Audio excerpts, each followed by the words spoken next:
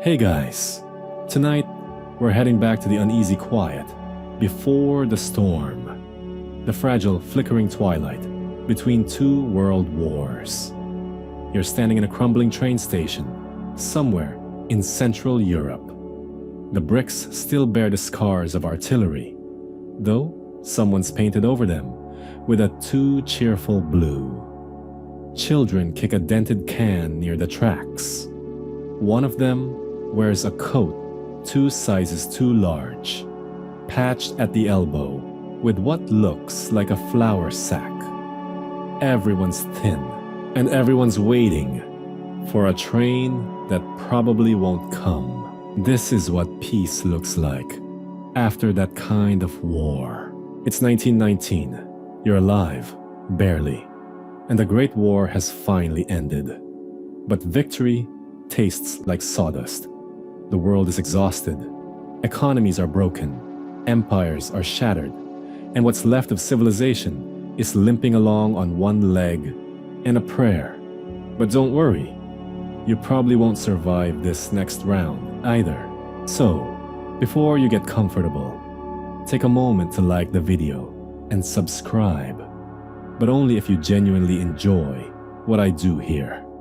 Tell me where you're watching from and what time it is right now. Now, dim the lights, maybe turn on a fan for that soft background hum. And let's ease into tonight's journey together. The Treaty of Versailles is signed on June 28, 1919. You're in the Hall of Mirrors at the Palace of Versailles, a space built to impress kings, now echoing with the whispers of vengeance. Germany is not negotiating. Germany is being told. You're standing off to the side in a civilian coat that still smells like trench mud. France wants payback. Britain wants balance. The US wants peace, kind of. And Italy, honestly, just wants to be taken seriously.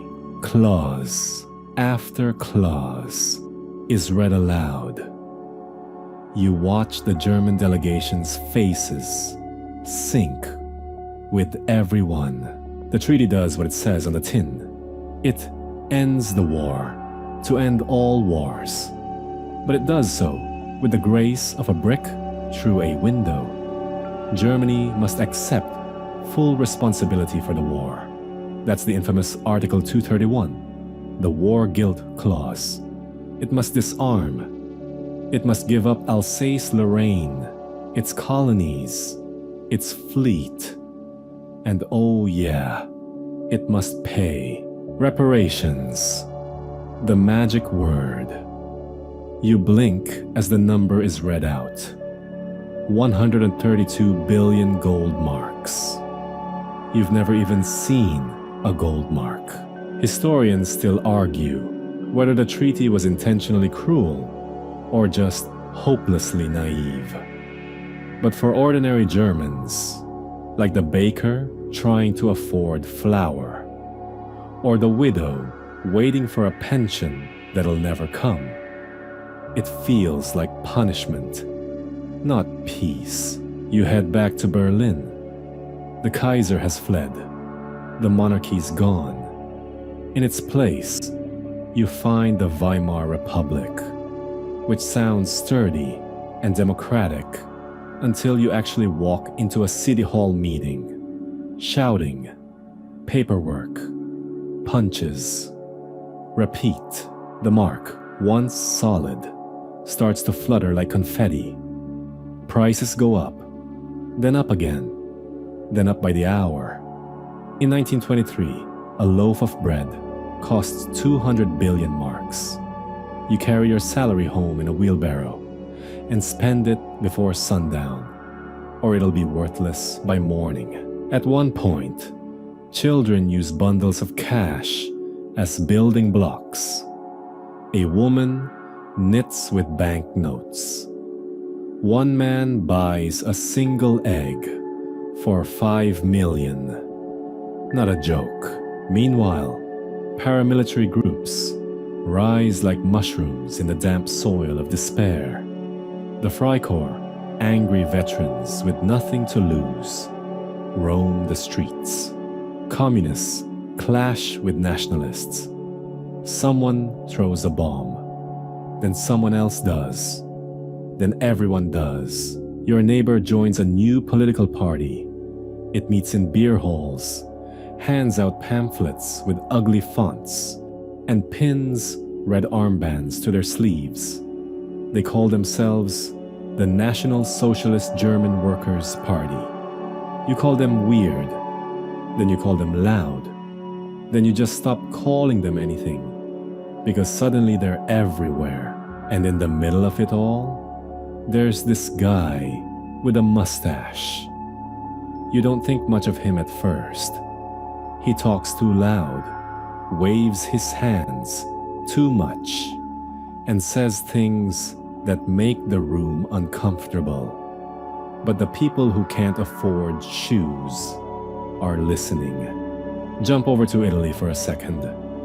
Mussolini struts into Rome in 1922 with all the subtlety of a marching band in a library. He doesn't seize power. He gets it handed to him by a terrified king.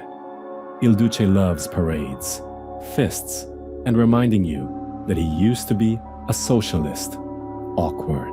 By the mid-1930s, you can't swing a baguette in Europe without hitting a dictator, a would-be dictator, or someone loudly asking if maybe dictators are just misunderstood. Back in Germany, things almost stabilize. Briefly. Thanks to a US-backed loan plan, the Dawes Plan, money starts moving again. Jazz clubs open, skirts shorten, people smile. Berlin in the late 1920s feels like a party that knows it can't last. And it doesn't.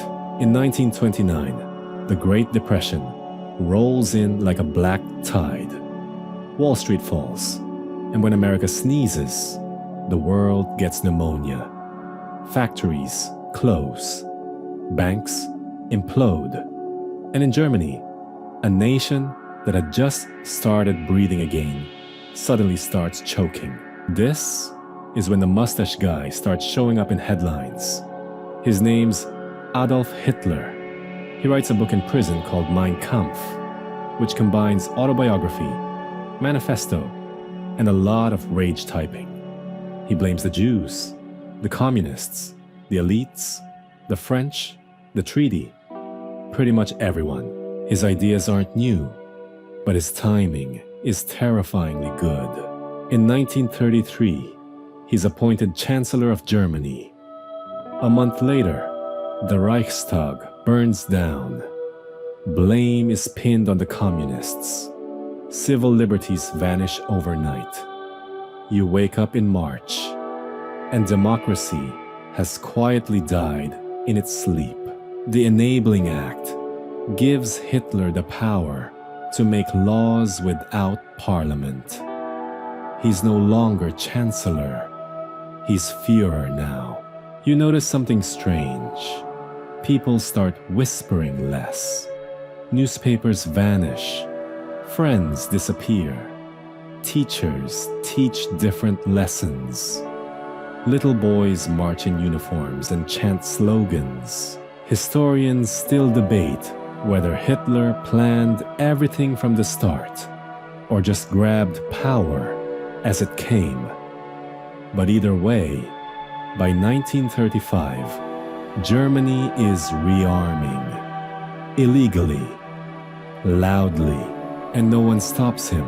Britain and France, still haunted by the trenches of 1914, adopt a policy of appeasement, aka, let's not poke the bear. Germany occupies the Rhineland. No one acts. Germany annexes Austria.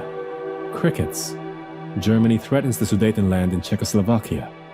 And Chamberlain flies in with a suitcase and a handshake. You probably remember this line. Peace for our time. Yeah, about that.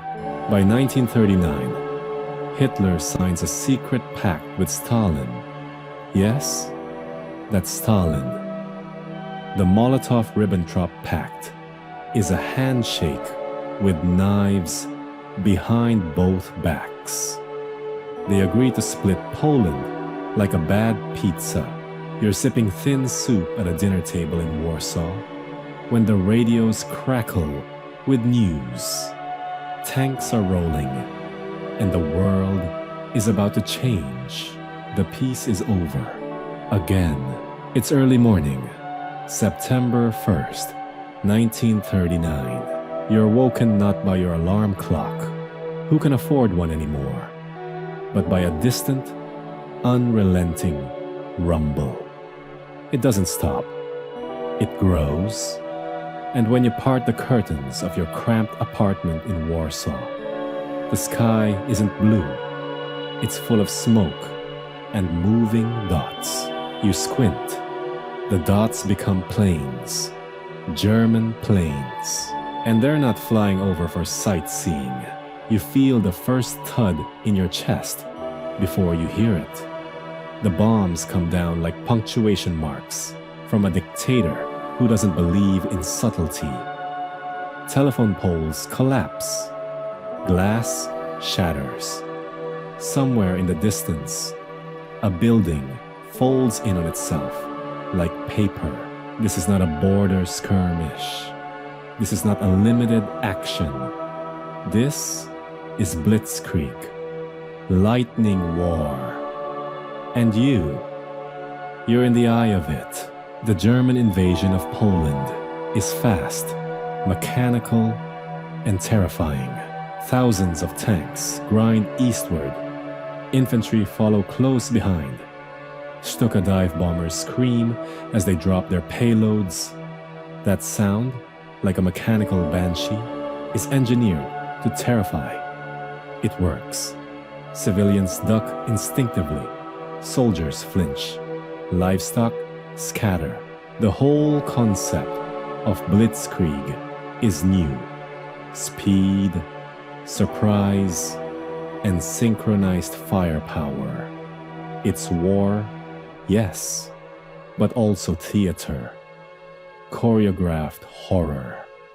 And Poland is the dress rehearsal. Within days, German troops cross rivers, encircle regiments, and sever communication lines. You can't get news except through flyers. The Germans start dropping from planes. Propaganda with a side of menace. You hear rumors. Some towns surrendered after just a few hours. Others tried to resist and were leveled for their efforts. None of it feels real until you see a line of refugees clogging the road, clutching children and tin pots and nothing else. And then the Soviets arrive. It's September 17th. Poland is already buckling under the German assault when Soviet troops suddenly march in from the east. No warning, no declaration, just tanks and boots and silence on the radios. Stalin, ever the opportunist, is keeping his end of the secret Molotov-Ribbentrop Pact. Poland is carved up like cold meat at a dictator's banquet. The German slice includes Warsaw, Krakow, and the West. The Soviets take the East, including Lviv and Vilnius. You remember that kid down the block, Piotr, always drawing tanks in his notebook. His family's from Lwów. You wonder if they're okay. You never find out. By October, Poland is gone from the map, but not from the world's conscience. France and Britain had sworn to protect Poland.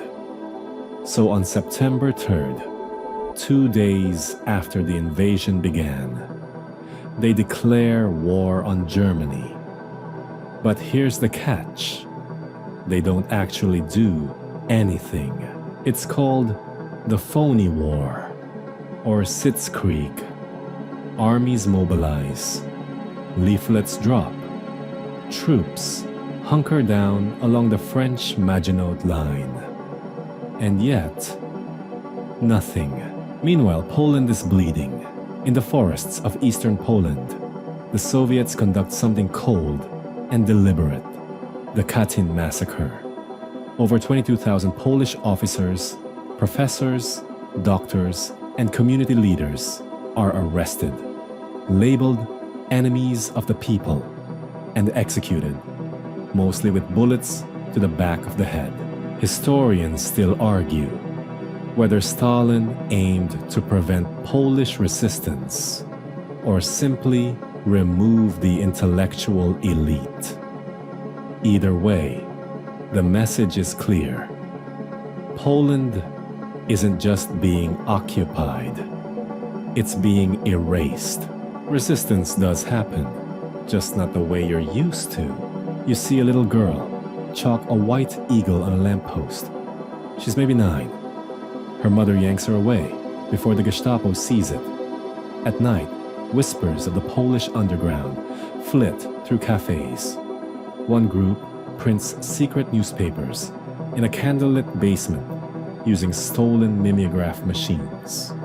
Another smuggles children out of ghettos through sewers. A courier hands you a folded sheet of paper. No return address, no names, just a list of addresses and times.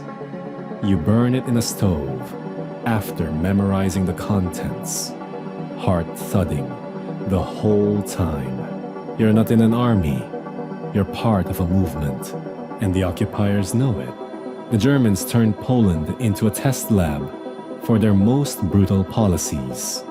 New racial hierarchies are written, Jews at the bottom, of course. But even Slavs, like you, aren't much higher. Schools close. Churches are watched. Curfews are brutal. And then come the ghettos. In Warsaw, walls go up. You're not just cordoning off space, you're boxing in lives. Over 400,000 Jews are jammed into a 1.3 square mile section of the city. Starvation becomes routine. Bodies are collected each morning. But inside the ghetto, life continues, defiantly. Kids attend illegal schools. Artists stage secret plays. Doctors document the slow erosion of life. One malnourished patient at a time. One of them, Dr. Emanuel Ringelblum, starts the Oneg Shabbat archive, an underground record of daily ghetto life, hidden in milk cans and metal boxes beneath the streets. Quirky detail here. The archive includes candy wrappers, school essays, and theater flyers. It's not just a record of suffering, it's a record of humanity. Not all Germans support the regime, though you won't hear their names in school books. Too few survive to tell the tale. One young German girl, Sophie Scholl, watches the Poland invasion from afar and starts asking questions. Eventually, she and her brother form the White Rose, a resistance group that will write anti-Nazi leaflets and be executed for it. But we're getting ahead of ourselves. Back in Poland, the Nazis test something new: Einsatzgruppen, mobile killing units. These aren't soldiers, they're execution squads. They follow behind the Wehrmacht, rounding up Jews, Roma, intellectuals, priests, anyone deemed unfit, and shoot them en masse in forests and ravines. One infamous site is Babi Yar, outside Kiev, where over 33,000 Jews are murdered in just 2 days. Though technically in Ukraine, this pattern begins in Poland. The killing fields grow bloodier with each passing week. And no, the world doesn't really know. Not yet. Or maybe it does. And just can't believe it. So where are the allies in all this? Well, France is still sitting behind the Maginot Line. Britain's trying to rearm. America? Officially neutral. FDR gives speeches, sells arms under the table, and tries to nudge public opinion. But most Americans want to stay out of Europe's war. There's one strange little campaign, though. The Winter War, 1939-1940. The Soviets invade Finland, expecting a quick win.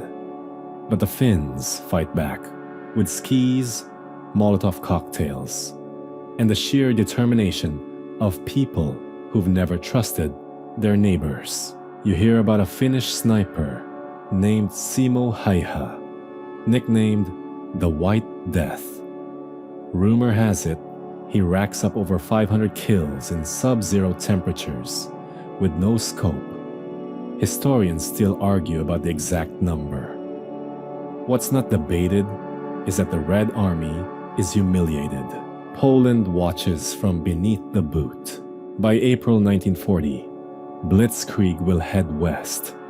But for now, Poland smolders. The cities are quieter. Not because peace has returned, but because fear is total. And somewhere in a hidden corner of Warsaw, a radio crackles to life. A voice, coded, cautious, says, "We are still here." You'd think that after Poland, the world would roar. But no, the world whispers, "Welcome to the phony war."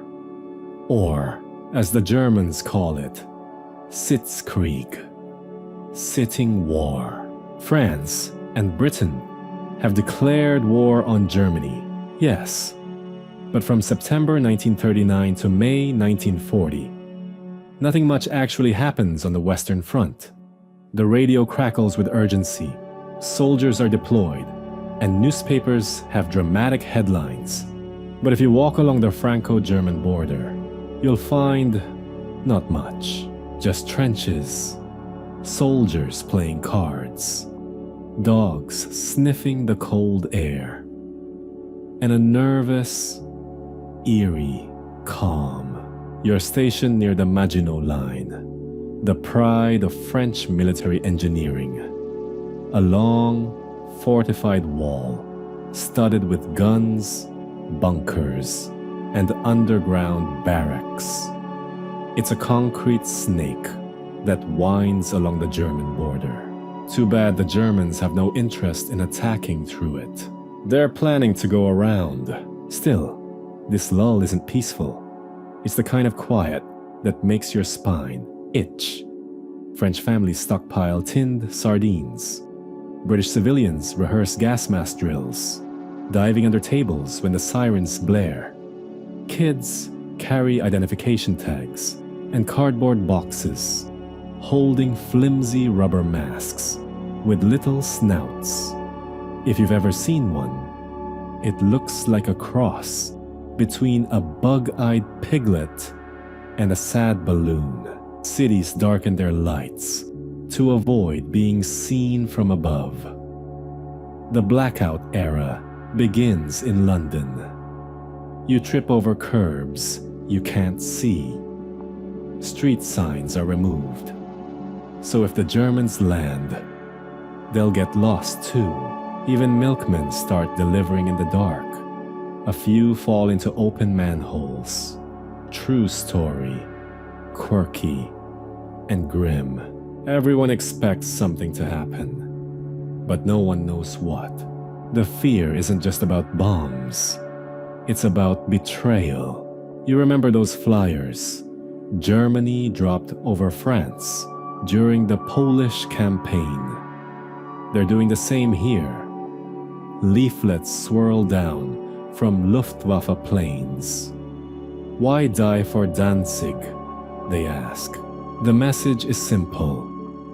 Why risk your life for a country already conquered. It sticks in people's heads.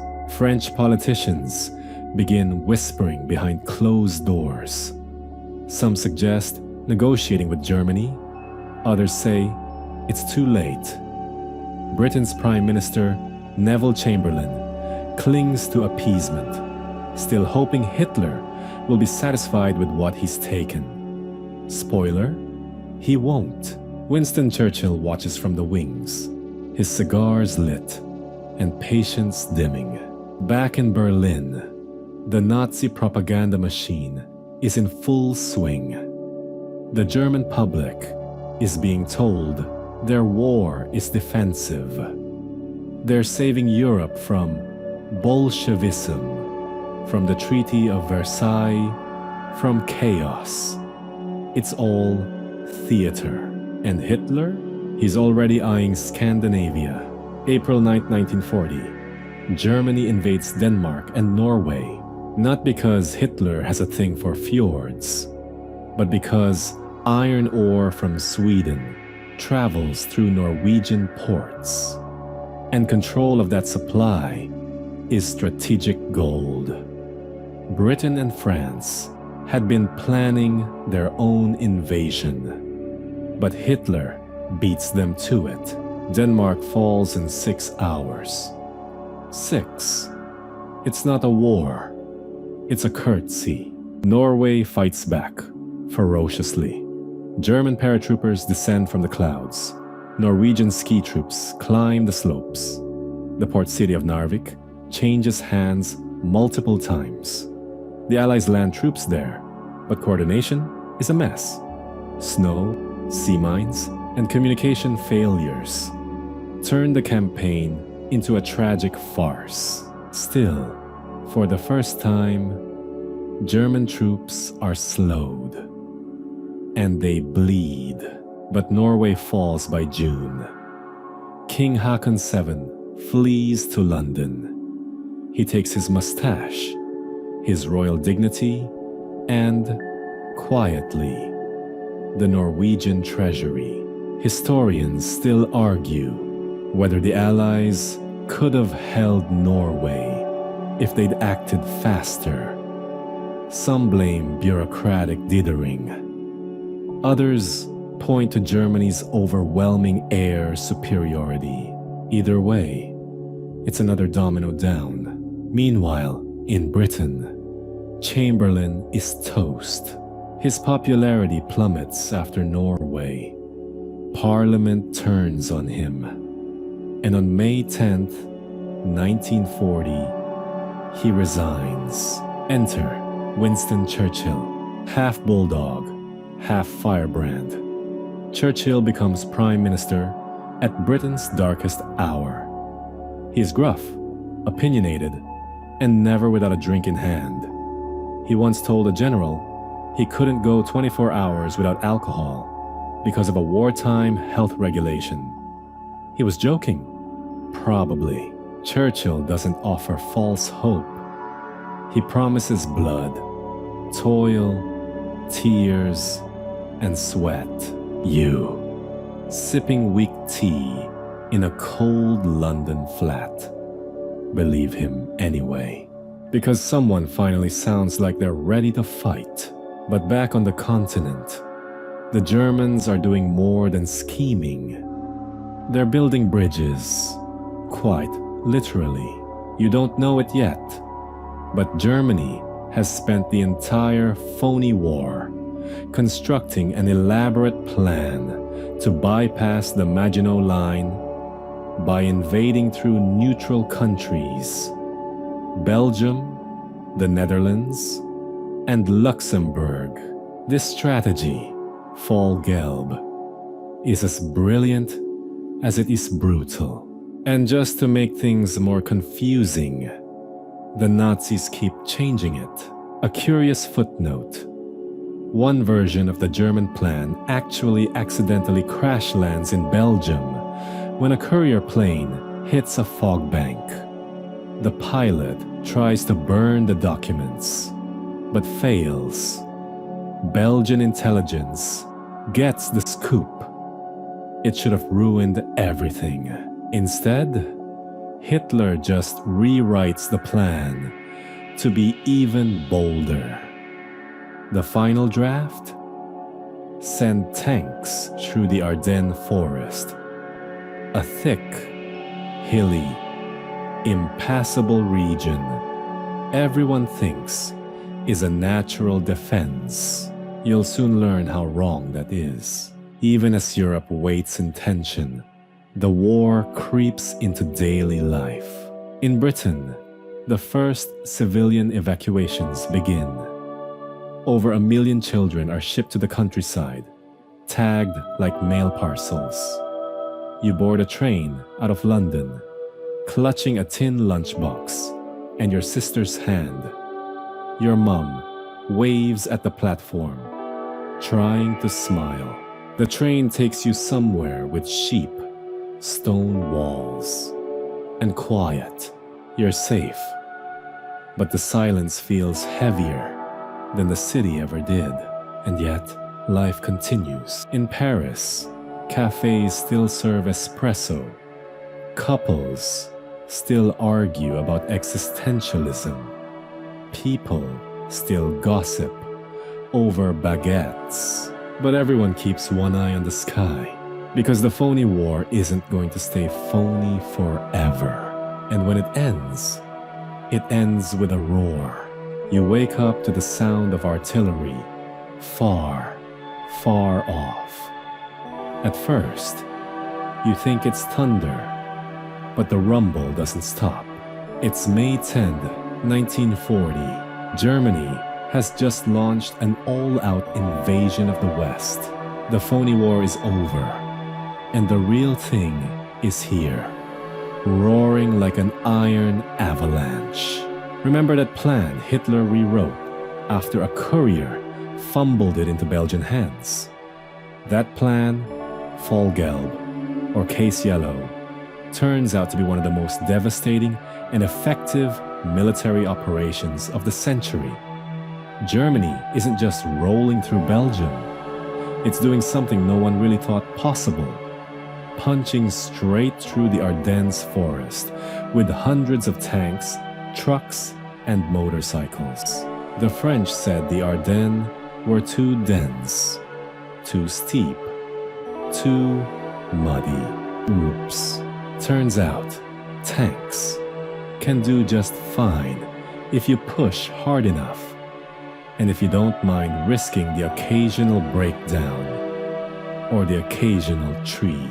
The Germans storm Belgium and the Netherlands with a classic diversion: paratroopers, bombings, and lightning-quick motorized assaults. The Allies, just as Germany hoped, rush north to defend Belgium.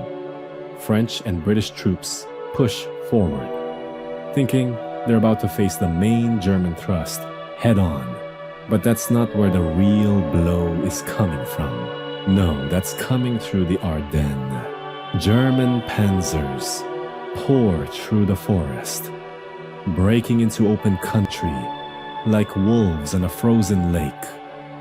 Once they're out, they don't slow down. They swing west and then north, cutting behind the Allied armies in Belgium, trapping them like fish in a net. This is what military nerds will call a sickle cut, a long, sweeping maneuver that slices the enemy in half.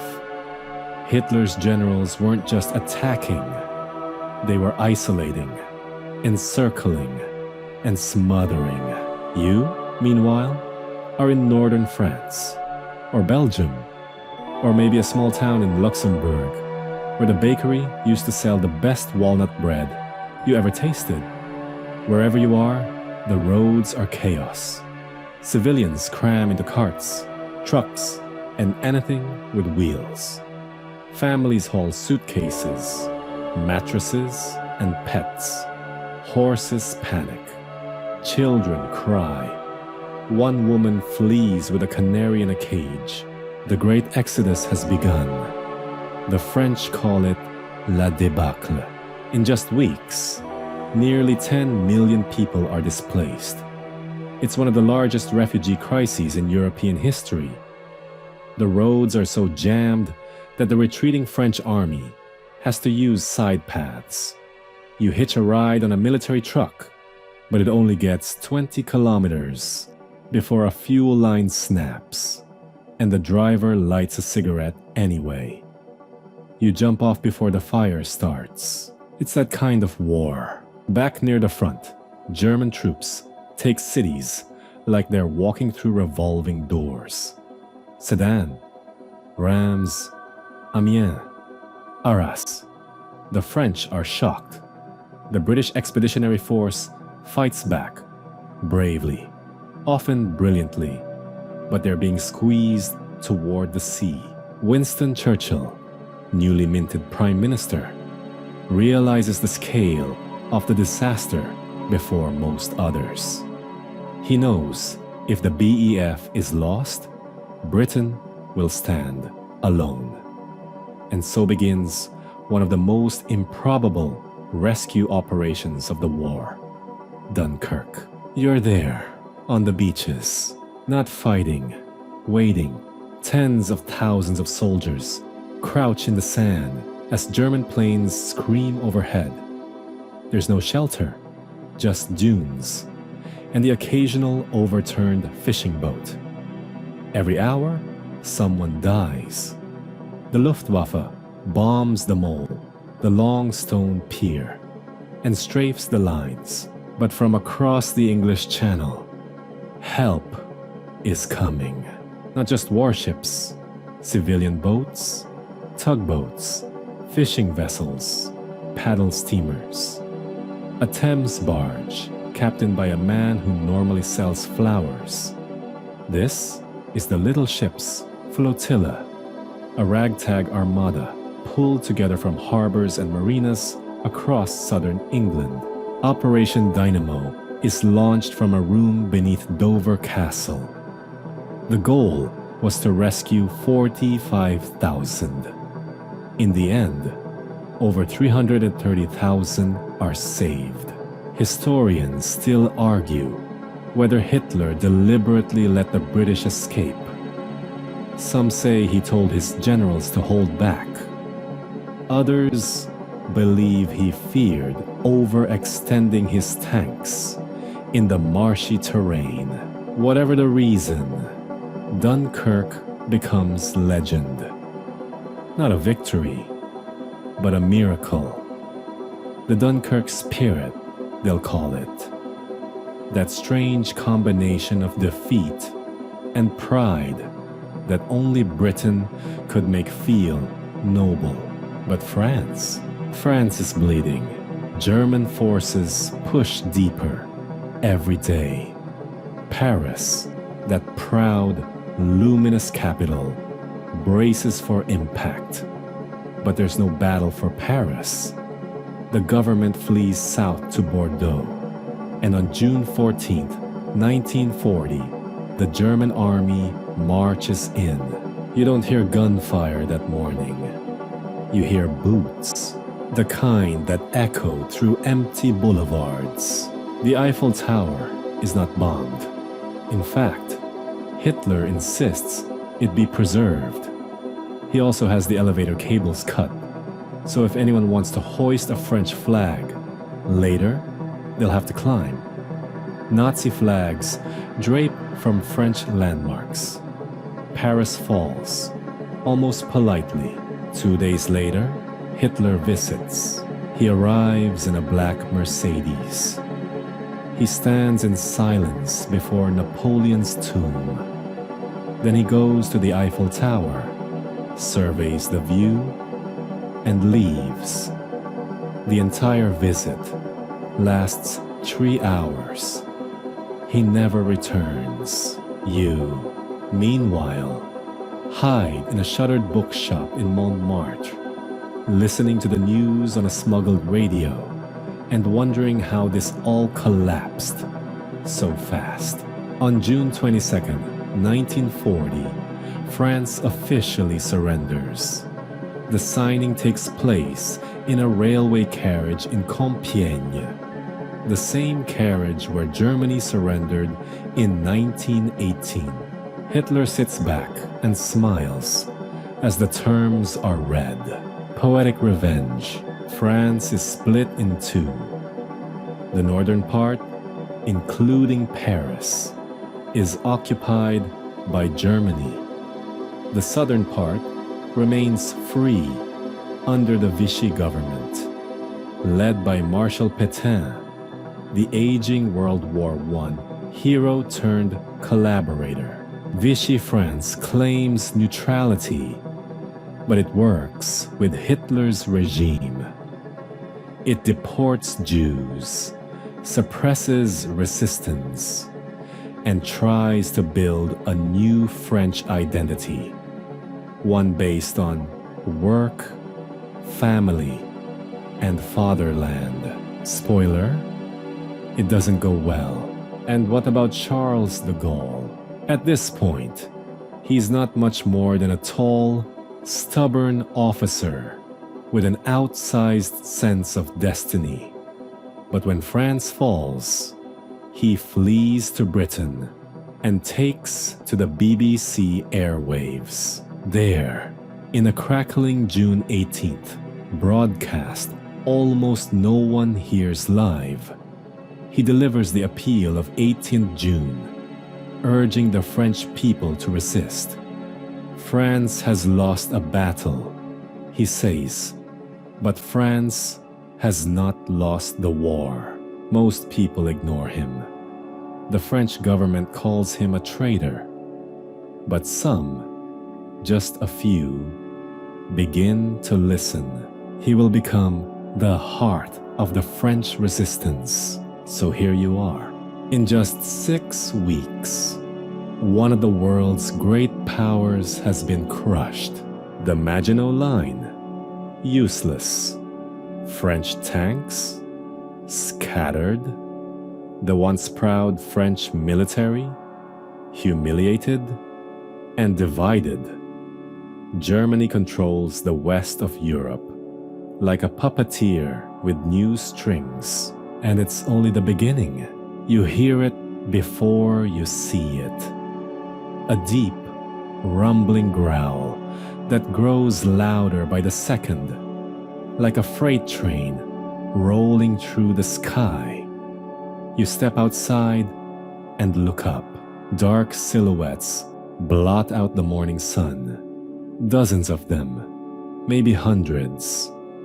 The sound isn't just one plane. It's an orchestra of engines, synchronized and thunderous. This is no flyover.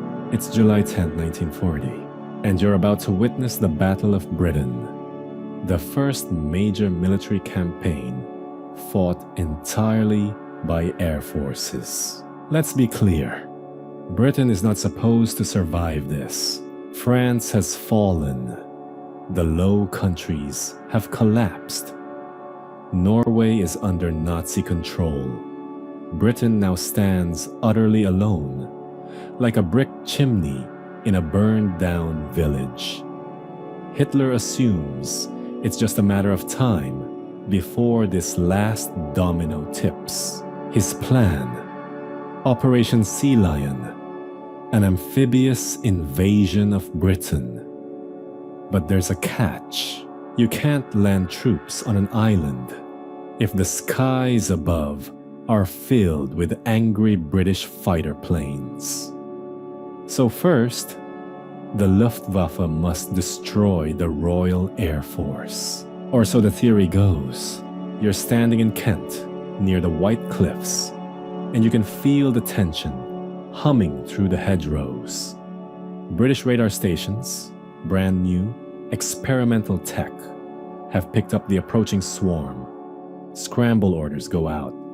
Airfields roar to life. And just like that, the RAF launches to meet the invaders. At first, the Germans target ships and ports, then airfields, then aircraft factories. The Luftwaffe hits hard and fast, confident that the RAF will buckle under pressure. But they've miscalculated a few things. First, British radar works. It's not perfect, but it gives fighter command an edge. Those big steel towers along the coast act like eyes, miles ahead of the enemy. It means squadrons can be ready before the German planes are even in sight. Second, the British pilots, many young, barely trained, and terrifyingly mortal, are flying on home turf. They can land, rearm, and be back in the air in under an hour. German pilots, meanwhile, have to cross the channel and fly through flak just to get to the battle. If they're shot down over England, they're captured. If a Brit is shot down and survives, he's back for tea. Third, British resolve is made of brick and tea leaves. The Germans thought they could bomb Britain into surrender, but instead, the more bombs they drop, the angrier the Brits get. You're crouched in a garden trench as bombs fall nearby. You can smell the scorched grass, feel the dirt in your teeth. Somewhere across town, someone plays piano to calm their nerves. Somewhere else, a woman hangs laundry as if nothing's changed. This isn't just military resistance, it's cultural defiance. The planes in the sky have names that sound like old-school comic book heroes. The RAF's Spitfires and Hurricanes zip and dive with incredible agility. The Luftwaffe's Messerschmitts and Stukas bring terrifying firepower, especially in a dive. When a Stuka bombs, it screams. Literally. They are fitted with sirens, nicknamed Jericho trumpets, designed to terrify. The idea is psychological warfare. Make civilians panic, make pilots freeze. You hear one now, and your whole body tenses, bracing for the impact. Boom. The ground shakes. Windows rattle. Somewhere, a dog howls. You're still alive. You still have tea. In August, the battle intensifies. It's now clear. This isn't just a prelude. It is the invasion. Every day, waves of German bombers sweep across the sky. The RAF meets them again and again, often outnumbered, but rarely outmaneuvered. And then comes the hardest day. August 18th, 1940. You're at RF Kenley. You watch as 12 German bombers slice through the clouds, flanked by a dozen Messerschmitts. Anti-aircraft guns fire. Sirens wail. You duck instinctively, even though the nearest shelter is full. It's chaos. Dozens of British fighters roar to intercept, twisting and wheeling in the sky like angry swarms of bees. Engines sputter, bullets trace the air, parachutes bloom. The smell of aviation fuel hangs over the countryside like fog. By nightfall, nearly 70 aircraft are destroyed, and still, no one yields. Then something changes. On August 24th, a group of German bombers accidentally, or perhaps not so accidentally, bombs civilian targets in London. Until now, Hitler had kept most bombing focused on military and industrial sites. But now it's war on the cities. Churchill responds in kind. The RF bombs Berlin. The damage is minimal, but the insult is immense. Hitler is furious. He shifts the Luftwaffe's entire strategy.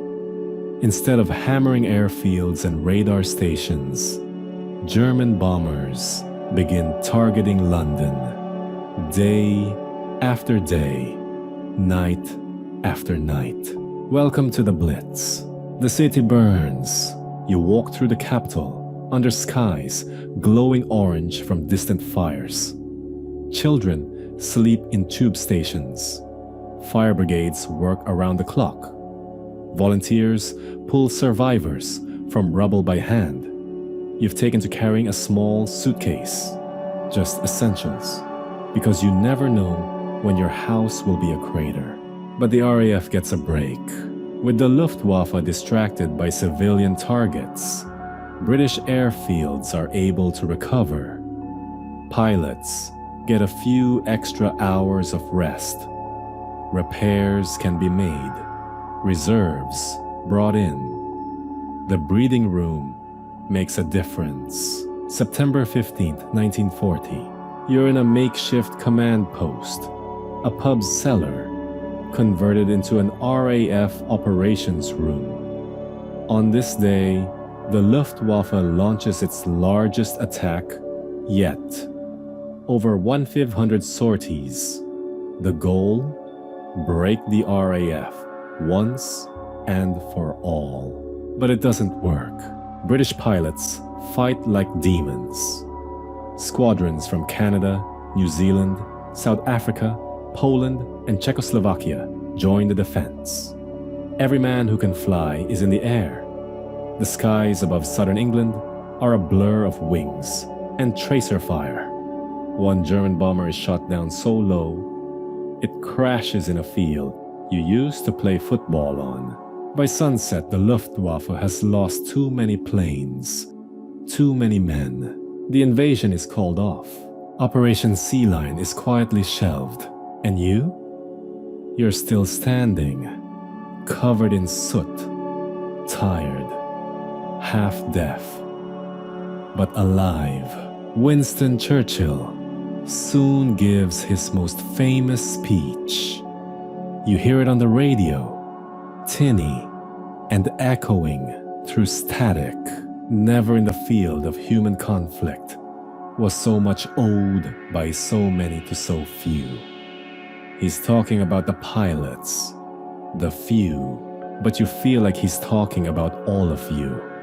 The night watchmen, the ambulance drivers, the teachers who turned school basements into bomb shelters, the milkmen who delivered pints between raids. A quirky detail you'll remember. The government painted white stripes on cows so they wouldn't be mistaken for enemy vehicles during blackouts. And people in London began keeping chickens on rooftops, just in case the food supply ran out. Historians still argue whether Hitler ever really intended to invade Britain, or if Operation Sea Lion was more of a threat than a plan. But what's not up for debate is this. The RAF won the Battle of the Skies. Britain survives, for now. And as the leaves start to turn, and autumn settles over the island, you exhale for the first time in weeks. But far to the east, the winds are already shifting. Hitler's eyes are turning toward Russia. You blink against the glare of the sun. Hot, merciless, blinding. The air shimmers above the endless waves of sand. A mirage over a desert that stretches farther than your nerves. Your boots sink slightly into the soft grit of North Africa. Welcome to the Western Desert, 1941. You're not in Europe anymore. You're in Libya, somewhere between Tobruk and El Alamein, and nothing here is civilized. There are no hedgerows to duck behind, no church bells to mark the hour, just sun, wind, and war, and tanks. So many tanks. The Second World War has officially gone global. Let's rewind a bit. Why are you here? because of oil, and the Suez Canal, and a madman with a monocle named Benito Mussolini, who thought colonial glory would be his for the taking. Italy, having joined the war on Germany's side in 1940, hoped to snatch Egypt from British control. Mussolini dreamed of restoring a new Roman Empire in North Africa. Unfortunately for him, the Italian army was, well, let's say, overconfident and underprepared. So when the British launched Operation Compass in late 1940, they rolled up the Italians like a carpet in a sandstorm. Tens of thousands of Italian soldiers surrendered. This was supposed to be the end of it, but Hitler couldn't let his Axis partner flail alone in the sand. He sent someone special to tidy things up, a man who moved tanks like chess pieces, who struck fast and vanished faster. His name was Erwin Rommel, a general who didn't so much march into Libya as erupt. Rommel arrives in early 1941 with the Afrika Korps, and everything changes. You're in a convoy somewhere near the Egyptian border when the 1st Panzer rolls past, a beast of metal and menace, its treads churning up sand like a shark cutting through water. Rommel attacks before his full force has even arrived.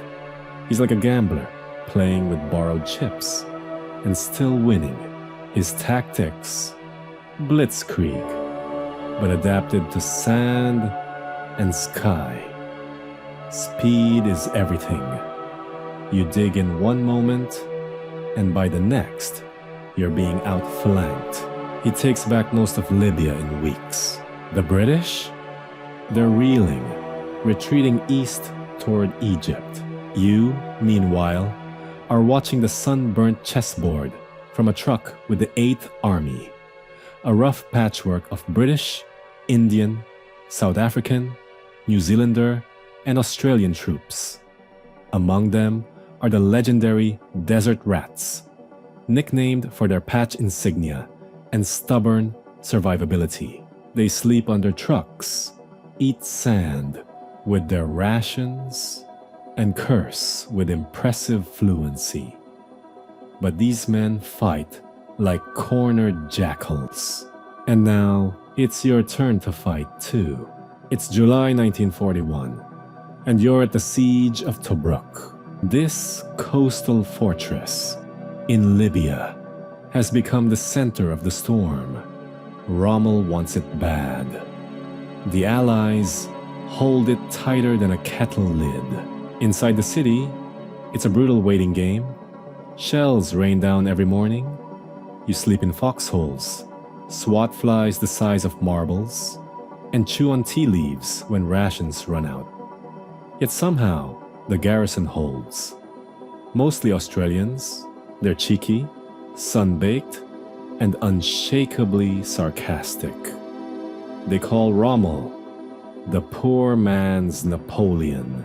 The siege lasts 241 days, longer than anyone thought possible. Tobruk becomes a symbol, a sore spot for Hitler, a headline back in Britain. Churchill hails you all as heroes. You feel more like overcooked meat. The Desert War seesaws violently through 1941 and 1942. British commanders change more often than the wind. First Wavell, then Auchinleck, then finally, in August 1942, the man Churchill calls the only general I have faith in, Bernard Montgomery. He's sharp, methodical, and doesn't gamble. The kind of man who alphabetizes his socks. But in the desert, precision wins. By the time Monty takes command, Rommel is stretched thin. Supply lines are overextended. Fuel is scarce. And he's just been stopped, barely, at a railway siding known as El Alamein. This is where it ends. You're there when the tide turns. The Second Battle of El Alamein, October 1942. For 12 days, the desert roars. British artillery opens with a bombardment that lights the sky like an electric storm. Over 1,000 guns fire in unison. The ground trembles beneath your boots. The air smells of cordite and hot metal. Montgomery sends wave after wave of infantry into minefields so thick they're called the Devil's Gardens. Engineers crawl forward in the dark to clear them by hand. Once the paths are open, the tanks move. Churchill tanks, Shermans, Grants. A metal tide sweeping west. Rommel fights back fiercely, but he can't plug every hole. On November 4th, his line cracks. The Africa Corps begins to retreat. Churchill in Parliament says, "Before Alamein, we never had a victory. After Alamein, we never had a defeat." There's one thing you never forget about the desert: how quiet it gets after the guns stop. Just wind, sand, the smell of something burning far away. You sit on your canteen in the shade of a wrecked truck, chewing a date someone traded for cigarettes. A scorpion scuttles past, unimpressed. You think of home, and for the first time in a long while, the thought doesn't sting. A few quirks of desert warfare. Tanks had to be painted sand-colored, except nobody agreed what color sand was, so units often mixed their own. Supply trucks were called Libya Lissies. Troops learned to use condensed milk to clean weapons. Why? Sand was everywhere, and milk didn't jam like water. Historians still debate Rommel's genius versus his logistics. Was he undone by Montgomery's brilliance or by fuel shortages? Was Tobruk a turning point or just a symbol?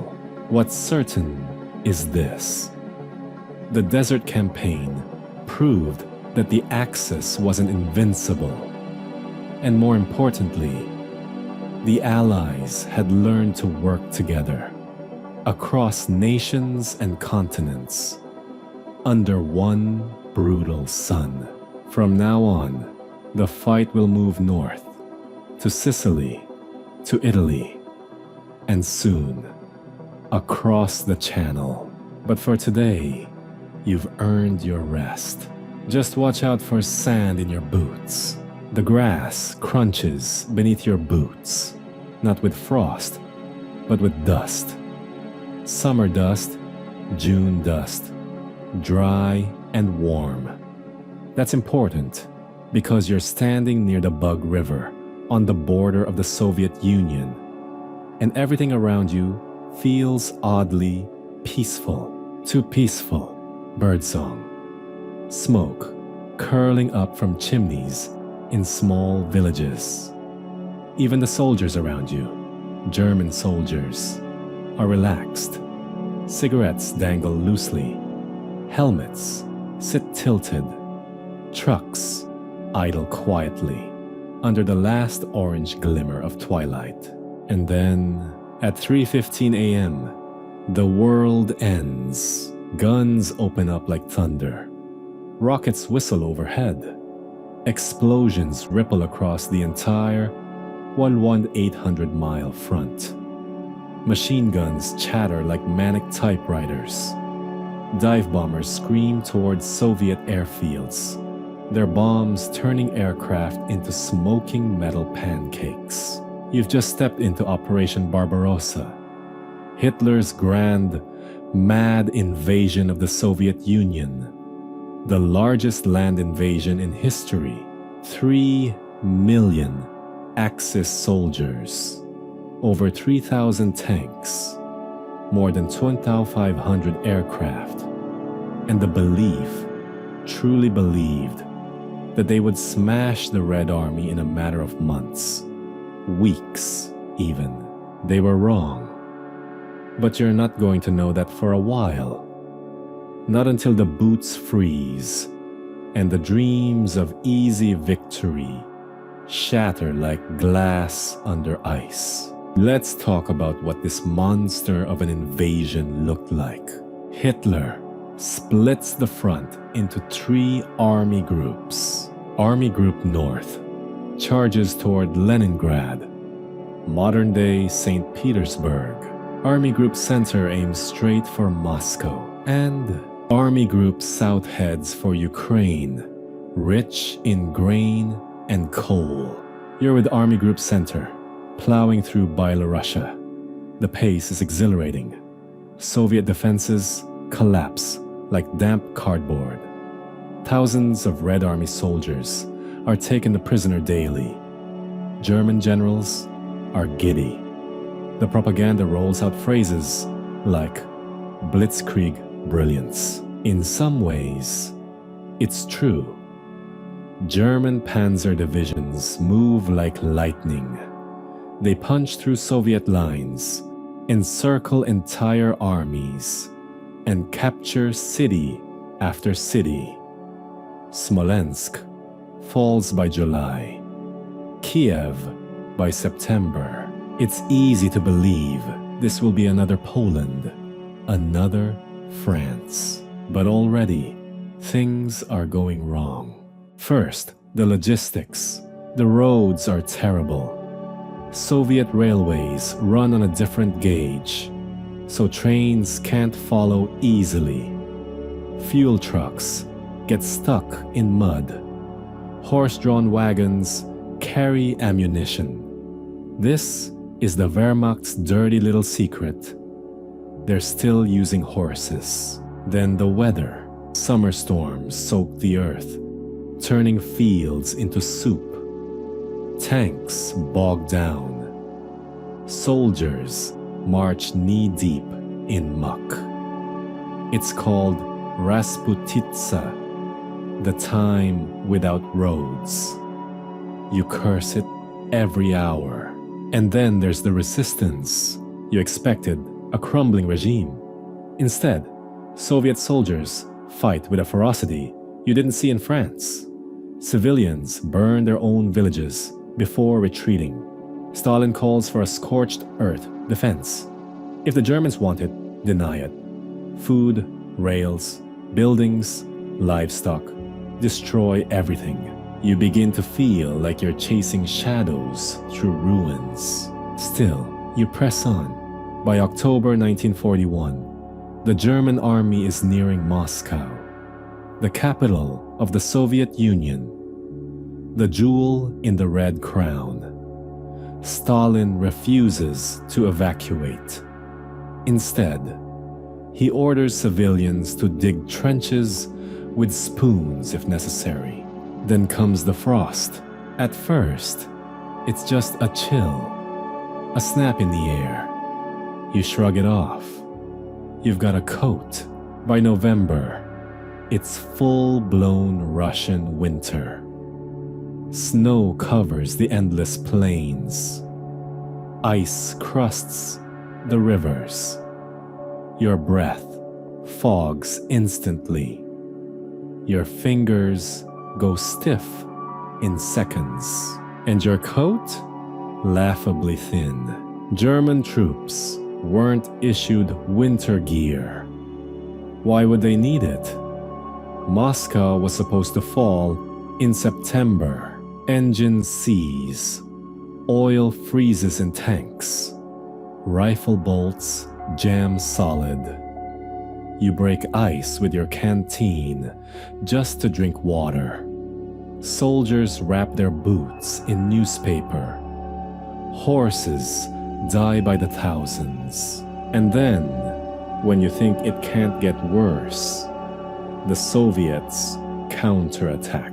Siberian divisions, battle-hardened and wrapped in white camouflage, arrive by rail, transferred from the east after Soviet spies confirm Japan won't attack from that side. These troops know how to fight in snow. They ski, they strike fast, and they don't care about the cold. On December 5th, 1941, they attack. You're somewhere west of Moscow, trying to unstick a frozen MG-34, when all hell breaks loose. Mortars, grenades, Russians howling through the trees. German lines buckle. The Wehrmacht retreats. You fall back across icy rivers, across smoking villages. Casualties mount. Trucks don't start. You begin walking. By January 1942, the push toward Moscow is over. Operation Barbarossa, once Hitler's masterpiece, has stalled in the snowdrifts. Historians still argue whether Moscow could have been taken had Hitler not diverted forces to Ukraine in August. Some say yes, seizing Moscow might have shattered Soviet morale. Others argue no.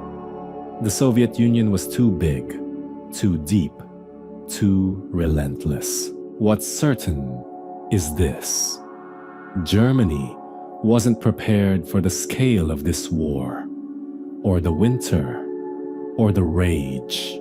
Quirky fact break. During the campaign, German soldiers were issued anti-louse powder, which they joked was better at killing morale than lice. One unit even tried using vodka as antifreeze.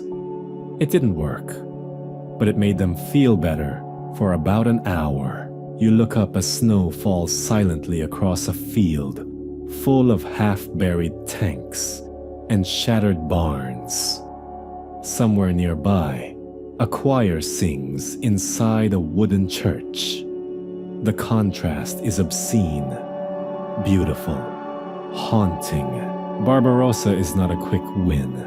It's not even a win. It's the beginning of a war of annihilation. Ideological, brutal, and unforgiving. Millions will die on this front. Civilians, prisoners, soldiers on both sides. The Eastern Front will become a frozen slaughterhouse. And for now, you're stuck in it. Better start learning how to walk backward. There's a long way to go. It's just past 7:55 in the morning on December 7th, 1941. You're on the deck of the USS Arizona, wiping down a coffee mug and squinting at the blue Hawaiian sky. It's warm, sticky, the kind of morning that smells like sea salt and suntan oil. A few sailors are joking nearby. Someone just put on a Glenn Miller tune in the radio room. You stretch your arms, not expecting much from this Sunday, except maybe writing a letter home. Then, out of nowhere, the sky buzzes, low, loud, like hornets, giant hornets, tearing the sky apart. You look up. The dots are coming fast, too fast. Planes, dozens of them, slicing through the clouds. They're not ours. Seconds later, the first bombs fall. This isn't a drill. This is Pearl Harbor. The surprise attack by the Imperial Japanese Navy on the US naval base at Pearl Harbor changes everything. Just hours before, the United States was officially neutral, nervously neutral, but still out of the war. By the end of the day, that illusion shatters, along with over 20 ships, 300 aircraft, and 2,400 American lives. You hear the whoomph of torpedoes slamming into the sides of battleships. You watch flames leap out of oil-slicked water. The Oklahoma capsizes. The Arizona, your ship, takes a direct hit to the magazine. The deck erupts beneath your feet. You're thrown sideways, face burning, eyes stinging. Everywhere, chaos, black smoke, screams, fuel, fire. The Japanese pilots fly with deadly precision. This attack, months in planning, is timed for maximum damage. Their goal? Cripple the U.S. Pacific Fleet before America can even blink. They succeed in the short term, but in the long term, they wake a giant. By December 8th, President Franklin D. Roosevelt delivers his famous Day of Infamy speech. Congress declares war on Japan. A few days later, Germany and Italy declare war on the United States. Just like that, you're in a world war, a truly global one. And that quiet Sunday morning in Hawaii becomes the last quiet moment for a very long time. Meanwhile, the Pacific ignites. Japan doesn't just strike Pearl Harbor. Within hours, they launch coordinated attacks across the region. Hong Kong, Wake Island, Guam, the Philippines, Thailand, Malaya. Their empire expands like a tidal wave, fast and merciless. By the end of 1942, Japan has conquered territory stretching from Burma to the Solomon Islands, from Dutch East Indies, modern Indonesia, to Papua New Guinea. Their goal? Secure resources, especially oil, rubber, and tin, and establish the Greater East Asia Co-Prosperity Sphere, a fancy phrase for imperial dominance under Japanese control. You're now a grunt in the Pacific theater, sweating through your shirt as you unload crates of ammunition on a beach somewhere near New Guinea. The jungle is thick, buzzing with mosquitoes and mystery. One moment it's quiet, the next, ambush. Japanese infantry are relentless. They fight with bayonets, grenades, and sheer fanaticism. Surrender isn't part of the doctrine.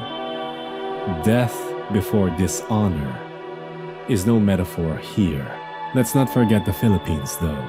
That's where General Douglas MacArthur makes his dramatic stand and eventual retreat after months of holding off Japanese forces on the Bataan Peninsula. American and Filipino troops are finally forced to surrender in April 1942. What follows is one of the darkest moments of the war, the Bataan Death March. You're among tens of thousands of prisoners, forced to march over 60 miles in brutal heat, without food or water, under constant abuse. Thousands die along the way, beaten, bayoneted, or left to rot. It's one of the worst atrocities of the early war. MacArthur, meanwhile, escapes to Australia, famously promising, "I shall return." Spoiler alert, he does, but not yet. Back at sea, a new kind of warfare emerges. This isn't trench warfare. This isn't charging over hills. This is carrier warfare. Battles fought by planes launched from floating cities. Two names you need to remember: USS Enterprise, USS Yorktown. They'll become legends. And in May 1942, at the Battle of the Coral Sea, something astonishing happens. The Japanese advance is finally halted. It's the first time in history that two opposing fleets engage without ever seeing each other's ships, entirely fought by aircraft. The US loses more tonnage, but strategically, it's a win.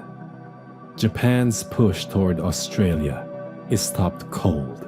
Then comes Midway, June 1942. Oh boy. The Battle of Midway is the Pacific turning point. You're stationed below deck on the USS Enterprise, sweating bullets and praying the codebreakers were right. They were. US intelligence intercepts Japanese plans and sets a trap. When the Japanese fleet approaches Midway Island, they walk right into an ambush. You hear the roar as American dive bombers swoop down. The Akagi, Kaga, Soryu, and later Hiryu, 4 Japanese carriers, are sunk. Thousands of sailors go down with them. It's a catastrophic loss for Japan, and they know it. Their dream of naval superiority crumbles in one fiery afternoon. The US loses the Yorktown, but the balance of power has shifted. From here on, the Japanese are mostly on defense. You've stopped the bleeding. Now comes the hard part. Taking back everything they've conquered. Island by island, jungle by jungle, body by body. Quirky historical detour. In the early months of the Pacific War, Japanese code names for American planes were hilariously folksy. The P-38 was called Two-Tailed Charlie. The B-17 Flying Fortress, Four-Motored Evil Dragon. Someone in Tokyo's military office clearly had a flair for the dramatic. Or the bus. Back in the Pacific, you start to feel the grind. Supply lines stretched thin. The environment is brutal. Jungle rot, malaria, dysentery, heat stroke, snakes, leeches. One soldier reportedly got bit by a venomous spider, passed out for 2 days, and woke up covered in ants. Still alive, but thoroughly miserable. And then there's the psychological toll. The Japanese soldier doesn't quit, doesn't surrender, doesn't sleep, apparently. They hide in caves, in treetops, in tunnels. Some booby-trap their own bodies before death. You learn not to relax, ever. Even on Christmas, especially on Christmas. By the end of 1942, the Pacific Theater is locked in a death spiral of attrition.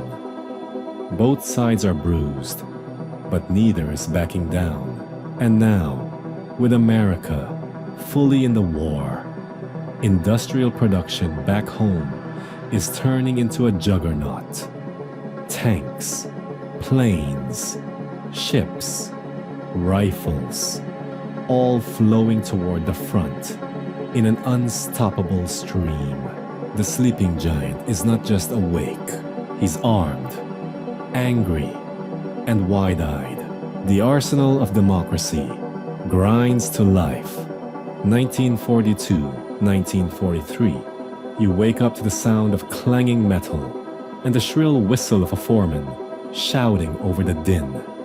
It's not the front lines, not the roar of tanks or the crash of artillery, but it's war, all the same.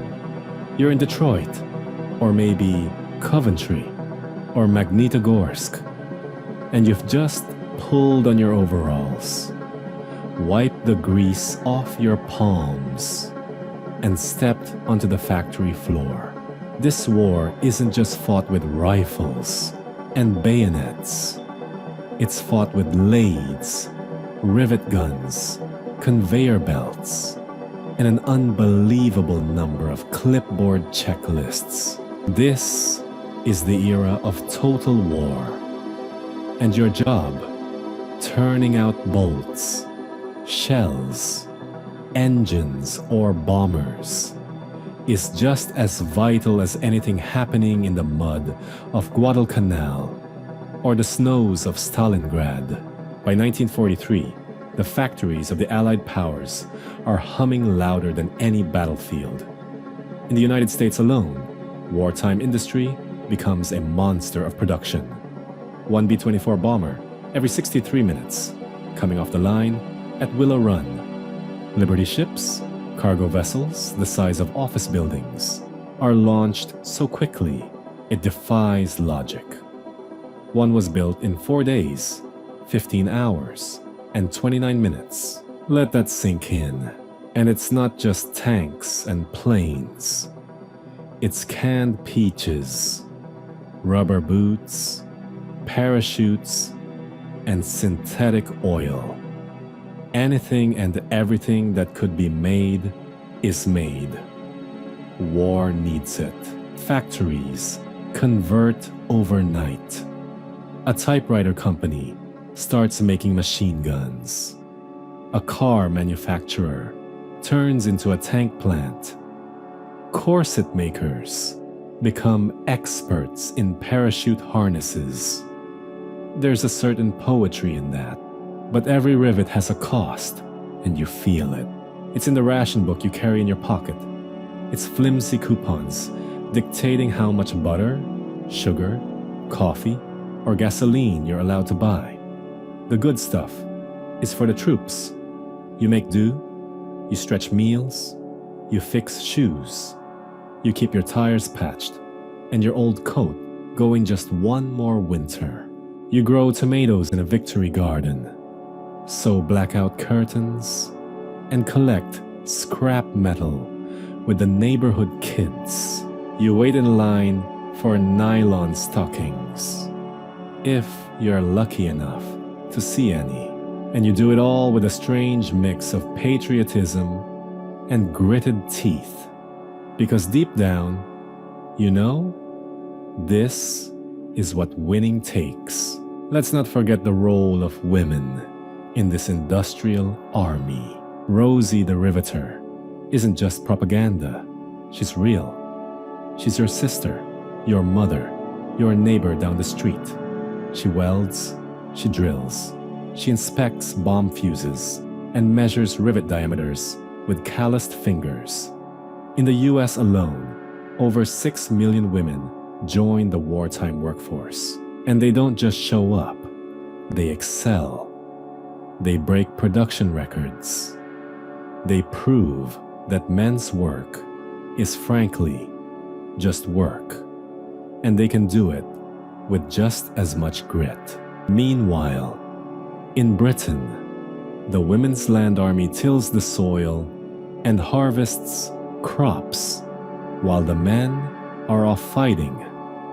In the Soviet Union, women aren't just on the home front. They're pilots, snipers, medics, and machine gunners. You can almost hear the traditional gender roles nervously shifting under their boots. Back in the United States, African Americans, Latinos, and Native Americans are also pulled into the war economy, but not without a fight. Factories need workers, but discrimination doesn't vanish overnight. Executive Order 8802 bans racial discrimination in defense industries, but enforcement is patchy. Still, change creeps in, inch by inch. Black men find work in the shipyards and aircraft plants.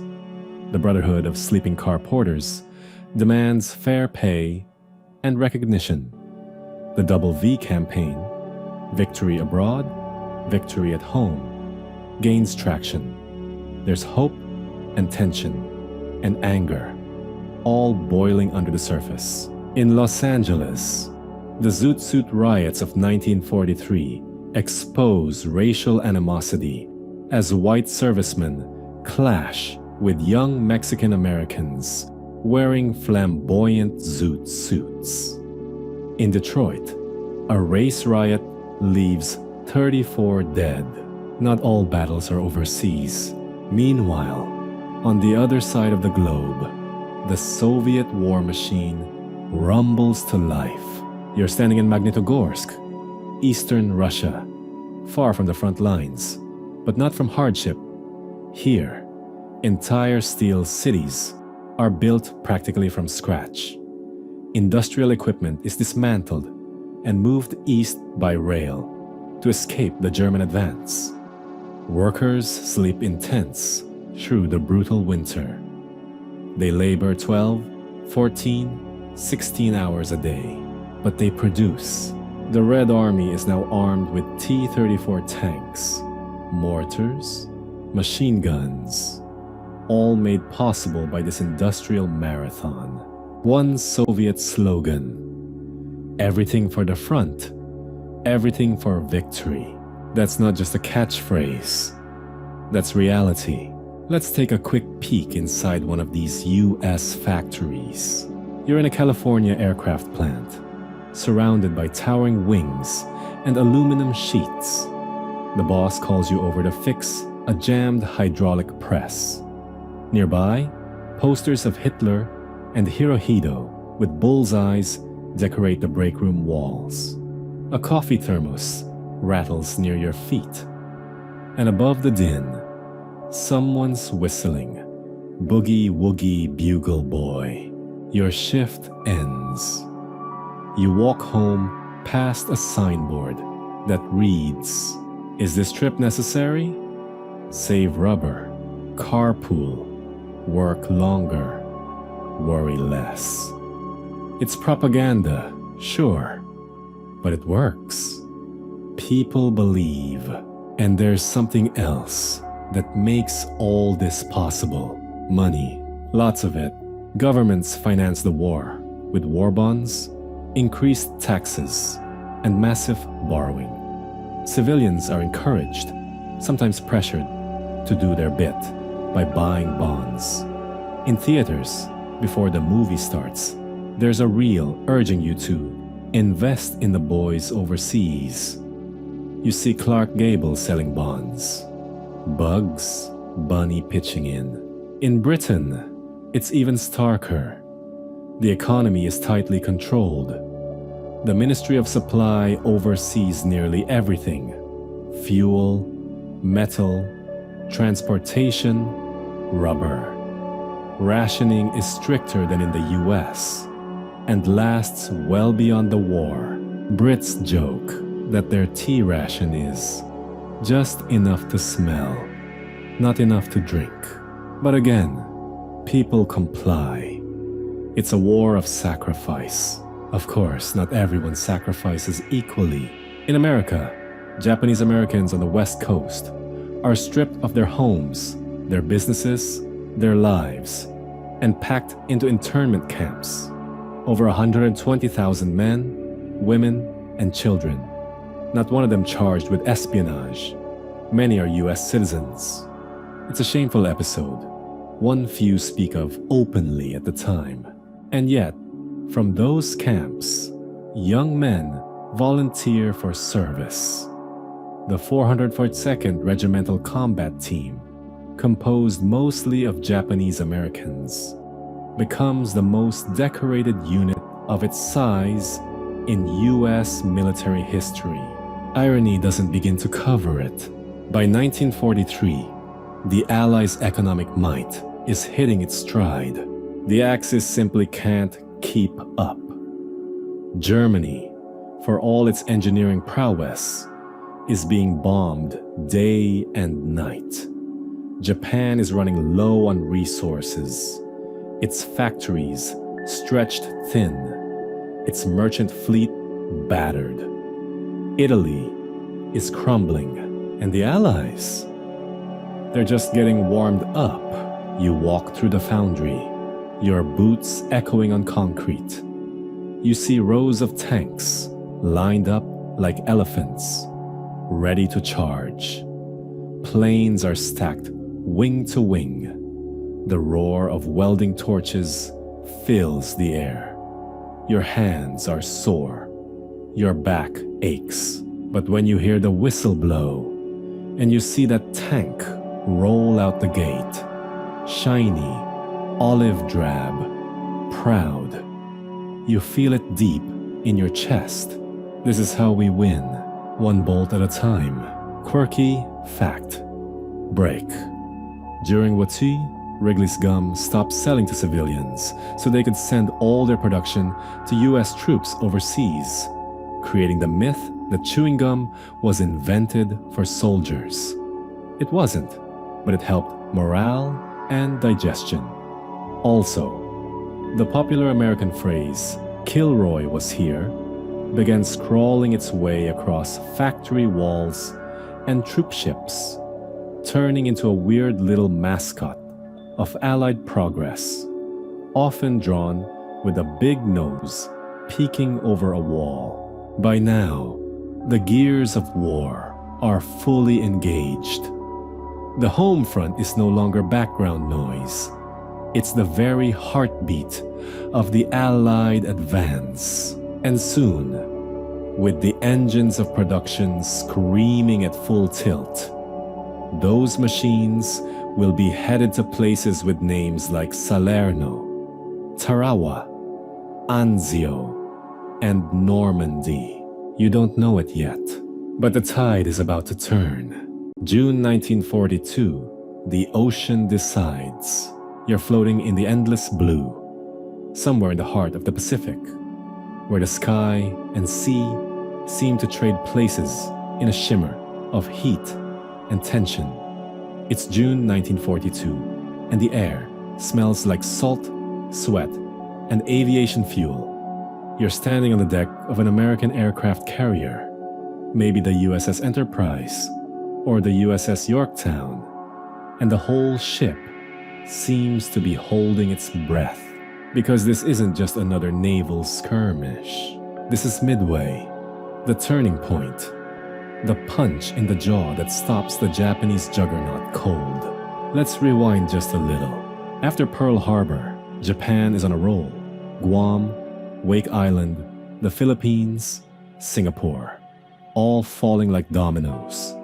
Their navy is the biggest and most battle-tested in the world. Their carriers are dominant. Their Zero fighters slice through skies like razors. Morale, sky high. The Allies, still reeling. But Japanese Admiral Isoroku Yamamoto knows something. You can win battles, even capture entire islands. But as long as the American carrier fleet is alive and kicking, your days at the top are numbered. So Yamamoto hatches a plan, ambitious, elaborate, and fatally overconfident. He'll lure what's left of the US Navy into a trap near a tiny atoll called Midway, out in the middle of nowhere. Sink the carriers, destroy the airfields, then take the island and finish the job Japan started at Pearl. Textbook strategy, only it doesn't go as planned. Here's the twist. The Americans already know. Thanks to a handful of codebreakers, men hunched over desks in sweaty rooms in Pearl Harbor and Washington, squinting at intercepted Japanese messages, the US figures out exactly where and when Japan will strike. The code name for Midway is AF, and when the Americans trick the Japanese into confirming it, they know they've got them. Now it's a race. Can the Americans get their battered, outnumbered fleet into position in time? Enter Admiral Chester W. Nimitz, calm and calculating, playing a high-stakes game of naval chess. He deploys the Enterprise, Hornet, and the limping Yorktown, still damaged from the Battle of the Coral Sea. He hides them northeast of Midway, out of sight, ready to pounce. The Japanese, meanwhile, are sailing in with 4 fleet carriers: Akagi, Kaga, Soryu, and Hiryu, each packed with experienced crews, dive bombers, and that trademark Japanese precision. It's about to be a brawl in the clouds. The morning of June 4th, 1942 dawns hot and clear. At Midway's airstrip, a patchwork squadron of Marine Corps flyers take off in outdated planes, barely holding together with canvas and prayer. Their mission: slow the Japanese long enough for the US carriers to strike. They don't succeed. Japanese Zeros tear them apart. Whole squadrons vanish into the sea. But they force the Japanese to delay, to reorganize, to rearm planes for a second attack. And that's when the American carrier squadrons arrive. Late, scattered, flying blind, running out of fuel. First, the torpedo bombers go in low and slow, like sitting ducks. It's a massacre. The Zeros shred them mercilessly, but they draw the defenders downward, just in time for the American dive bombers to appear, almost by accident. From 20,000 feet up, they come screaming down like thunder. In the span of just 5 minutes, 3 Japanese carriers, Akagi, Kaga, and Soryu, are turned into flaming scrapyards. Their decks are filled with refueling planes, ordnance, and crew. The explosions ripple through the blue. It's not just luck, it's timing, coordination, bravery, and a heavy dose of fate. By the next day, June 5th, the 4th Japanese carrier, Hiryu, is found and destroyed after launching a final, desperate strike that damages the USS Yorktown. But the tide has turned. The Japanese fleet retreats. Their pilots, their seasoned carrier crews, they're not replaceable. The Americans, however, are just getting started. Midway doesn't just cripple Japan's naval power, it shatters the myth of Japanese invincibility. It's the first time the momentum of the war swings. Subtly, then like a landslide. Let's zoom in. You're a US pilot in a Douglas SBD Dauntless. Eyes tinging from the wind as you pull into a dive. Through your bomb sight, the enemy carrier looks like a toy in a bathtub. Flak bursts all around you. The air screams. Your hands are slick on the stick. You release. Pull up. G-force squeezes your ribs. You don't even know if you hit the target until you see smoke spiraling into the sky. Back on the carrier, your squadron's been cut in half. But your commander pats you on the back with trembling fingers. You just changed the war. For the Japanese, the loss is catastrophic. Their most experienced pilots, gone. 4 of their finest carriers, gone. Their ability to project naval power, crippled. Yamamoto's master plan, foiled. They'll try to recover. They'll fight like hell for 2 more years. But they'll never again seize the initiative in the Pacific. From now on, the Americans are coming, island by island, reef by reef, with planes, marines, flamethrowers, and a deep industrial well that no Axis power can match. Midway is no ordinary victory. It's a strategic miracle. Quirky fact break. The US Navy was so desperate for aircraft carriers that the USS Yorktown, damaged at Coral Sea, was patched up in just 3 days and sent straight into battle at Midway. One Japanese officer reportedly muttered, "It is as if they knew our plans," after the crushing loss. They did. Pilots on both sides often went into combat without parachutes to save weight and fuel. If you bail out, you're already dead, was the grim logic. In hindsight, Midway isn't just about aircraft and strategy. It's about information, boldness, and the sheer nerve to strike when it counts. You can still feel it in the way carrier groups operate today, in how intelligence and timing shape every military decision. But on that early June morning, you're not thinking about history. You're thinking about the smudge of smoke on the horizon, the one that means one less carrier, one less enemy squadron. You lean on the rail of the carrier deck. The sea sparkles. The sky stretches on. And for the first time since Pearl Harbor, you think, we might actually win this. August 1942, February 1943. The Volga runs red. You're standing on a hill of brick dust and broken glass, staring out at a city that no longer remembers it was once whole. There's no silence here, only the endless scream of artillery, the crackle of gunfire, and the strange howl of the Russian wind as it sweeps through the skeletons of factories, apartments, and twisted rail yards. Welcome to Stalingrad, not a city, not a battlefield, a grinder, a frozen, burning test of wills.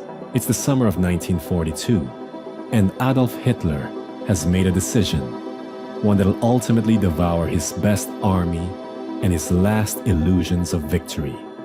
Instead of pushing deeper into the oil fields of the Caucasus, he decides to conquer a city with no particular military value, except its name, Stalingrad, named after his mortal enemy, Joseph Stalin. For Hitler, it's a prestige kill. For Stalin, it's personal, not a step back. The Soviet order says, this city is going to be held or bled for, and so it begins. The German Sixth Army, under the seasoned General Friedrich Paulus, is confident. They've conquered Poland, France, Ukraine. Blitzkrieg has worked like a charm. Stalingrad, just another red dot on a map, right? Wrong. Because Stalingrad doesn't behave like other cities. There are no clean front lines here. Just rooms, floors, stairwells, taken and retaken. Snipers lurk behind shattered doorframes. Mines are hidden in bodies. Trenches are dug inside sewers. At times, the fighting is so close, you can hear your enemy breathe before you shoot him. The Germans call it Rattenkrieg, rat war, urban combat, in its most primitive, feral form. Imagine it. You're a Red Army conscript, ferried across the Volga River, under fire. The boat behind you is hit and sinks. The officer barks. You'll find your weapon on the other side, because only every other man gets a rifle. The rest wait to pick one up when a comrade falls. You climb out onto a bank of frozen mud, artillery thudding around you like drums of war. There's nowhere to run. Behind you, NKVD troops stand with pistols. Retreat is death. So forward you go, into the burnt-out shell of a city, into a fight that feels less like strategy and more like madness. By September, the Germans have captured most of the western city. Factories like Red October, Barricadi, and the tractor plant become fortresses. Soviet soldiers cling to them like rust. Some buildings change hands a dozen times in a single day. Enter Vasily Zaitsev, the famous Soviet sniper. From hidden positions, he kills over 200 German soldiers, officers, and even other snipers. He turns the ruins into his hunting ground and becomes a symbol of Soviet tenacity. But it's not just snipers, it's cooks, janitors, factory workers with grease-stained uniforms and grenades in their belts. A city turned into a militia. A people turned into a barricade. But winter is coming. The German advance slows. The supply lines stretch. The cold arrives like a second enemy, minus 30 degrees Celsius, with no proper winter gear. Oil freezes. Guns jam. Fingers blacken and fall off. And then, in November 1942, the trap is sprung.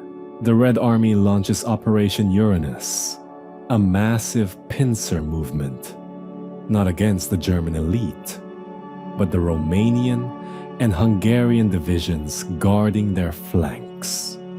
They fold like cardboard in a storm. Within days, the Sixth Army is encircled. Hitler orders Paulus to stay put, promising resupply from the air.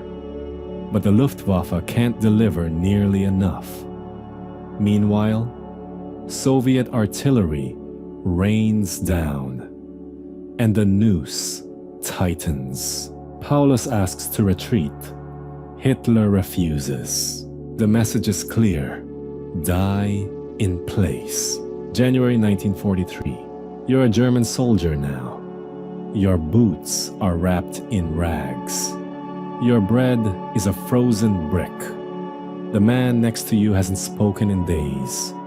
His lips are blue. His skin gray. You cough blood.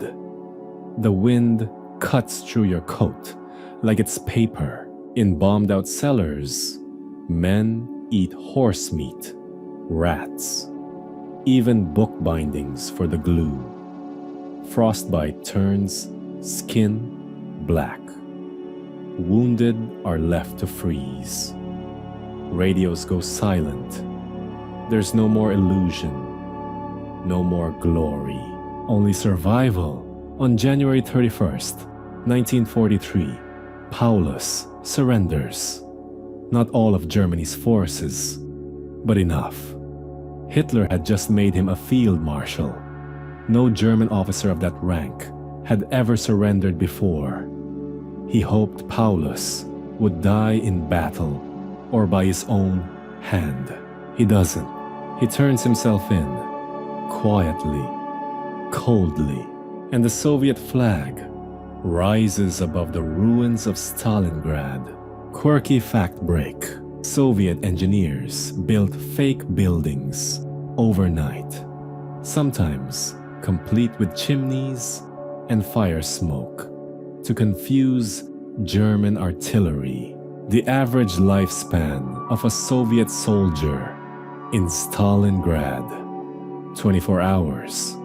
For officers, 3 days. At one point, both sides fought from opposite ends of the same building, one floor apart, throwing grenades through holes in ceilings and floorboards. When it's over, the city is barely recognizable. More than 2 million casualties, soldiers, civilians, frozen, shot, starved, or crushed beneath the ruins. But for the first time, the Nazi war machine has broken. Not just bent, not sidestepped, broken. Stalingrad is more than a victory. It's a signal to the world that the tide in the east is now flowing west. From here on out, the Soviets will push and push until they raise that same flag above Berlin. You stand in the snow. You're breathing somehow. The world is white, and the wind still howls. But you made it, and somewhere beyond the Volga, you can hear the faint, terrible echo of a war that just turned on its heel. You slip through a crack in a garden wall, ducking beneath the tangled ivy and into a shadowed alleyway where chickens cluck too loudly and old shutters creak in the breeze. In your coat pocket, a bundle of microfilm is wrapped in brown wax paper, still warm from the printing press, hidden under the village bakery. You don't know the names of the people who helped you get this far. You won't ask.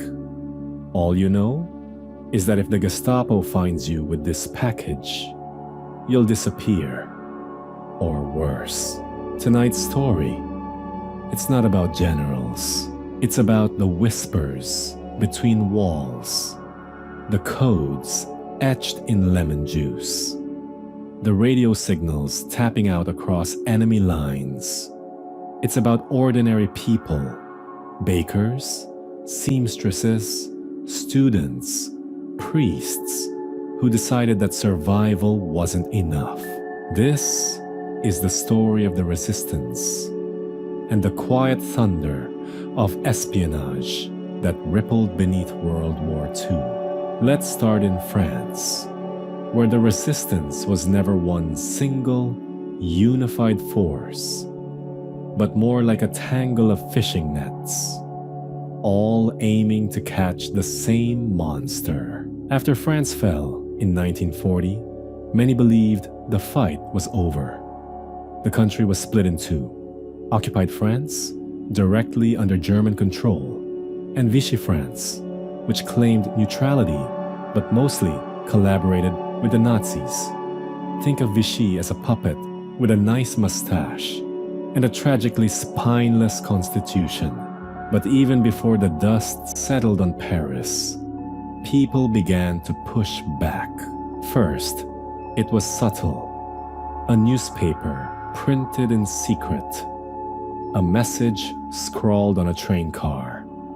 Vive de Gaulle. A stolen typewriter passed from hand to hand. Then came sabotage. Rail lines blown up in the night. Phone lines cut. Petrol tanks set ablaze with tiny charges tucked inside lunch pails. By 1943, resistance cells were operating throughout France. The Maquis, Combat, Francs-Tireurs, Libération, and others. Their members ranged from teenagers on bicycles to ex-army officers, and they coordinated through handoffs, aliases, and tiny, tinny radios that could send a message to London in under 60 seconds, then had to vanish before the Germans triangulated the signal. Historians still argue whether the French resistance significantly delayed German operations or just served symbolic morale. But one thing's clear. By the time of D-Day, they were pivotal in disrupting transport and tying down Wehrmacht divisions far from the beaches. Now, let's talk Britain. Because while the resistance was the engine, espionage was the oil in the gears. Britain's Special Operations Executive, or SOE, was created in 1940 under Churchill's very Churchillian order. Set Europe ablaze. That was literally his directive. And so they did. SOE trained agents in safe houses and country estates across the UK, teaching them how to kill a man with a pencil, make bombs out of condensed milk cans, and blow up bridges with nothing but string, wax, and a good poker face. These were not soldiers. Many were women, civilians, immigrants, artists, refugees. The only real requirement: nerves of titanium.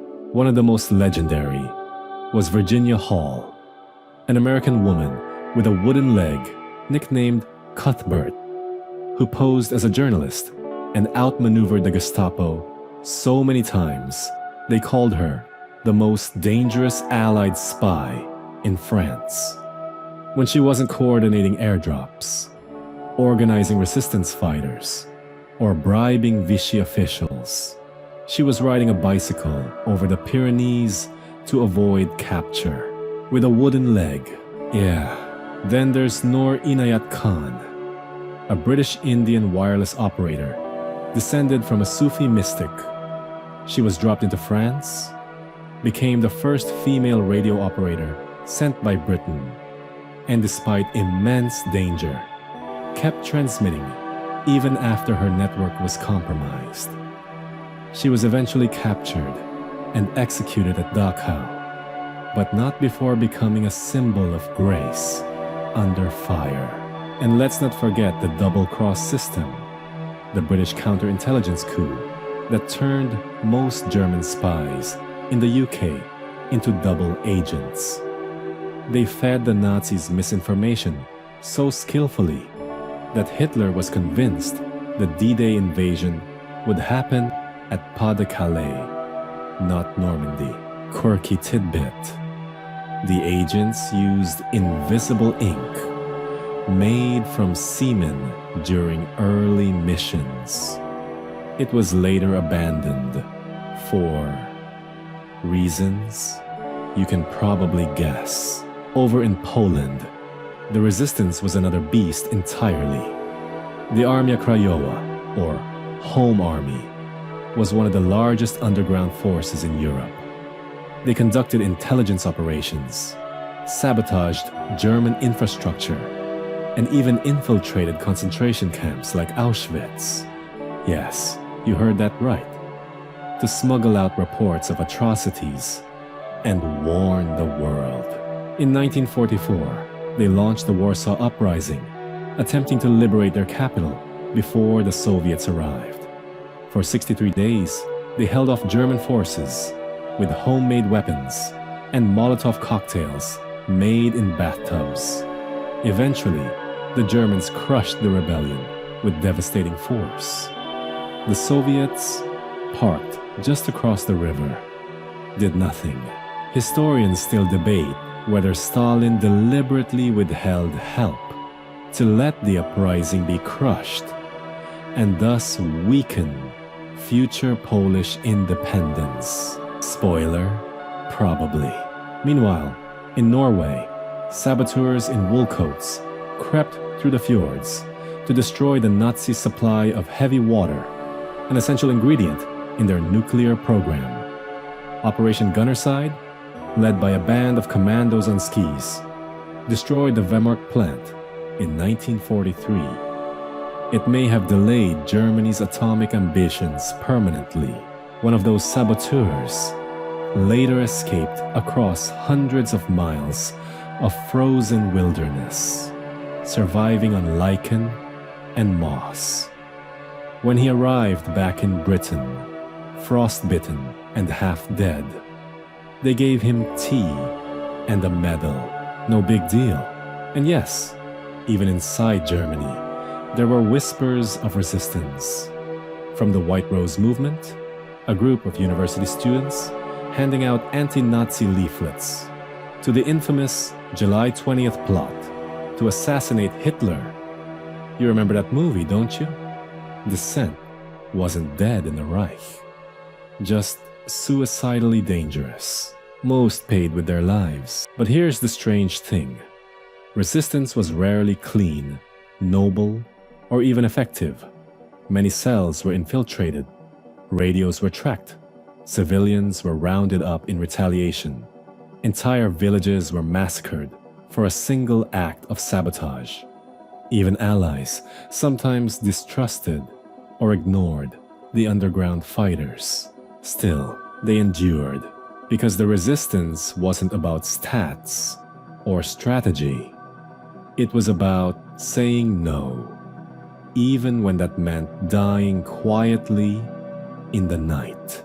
You move again, across another square, through a doorway half choked in rubble.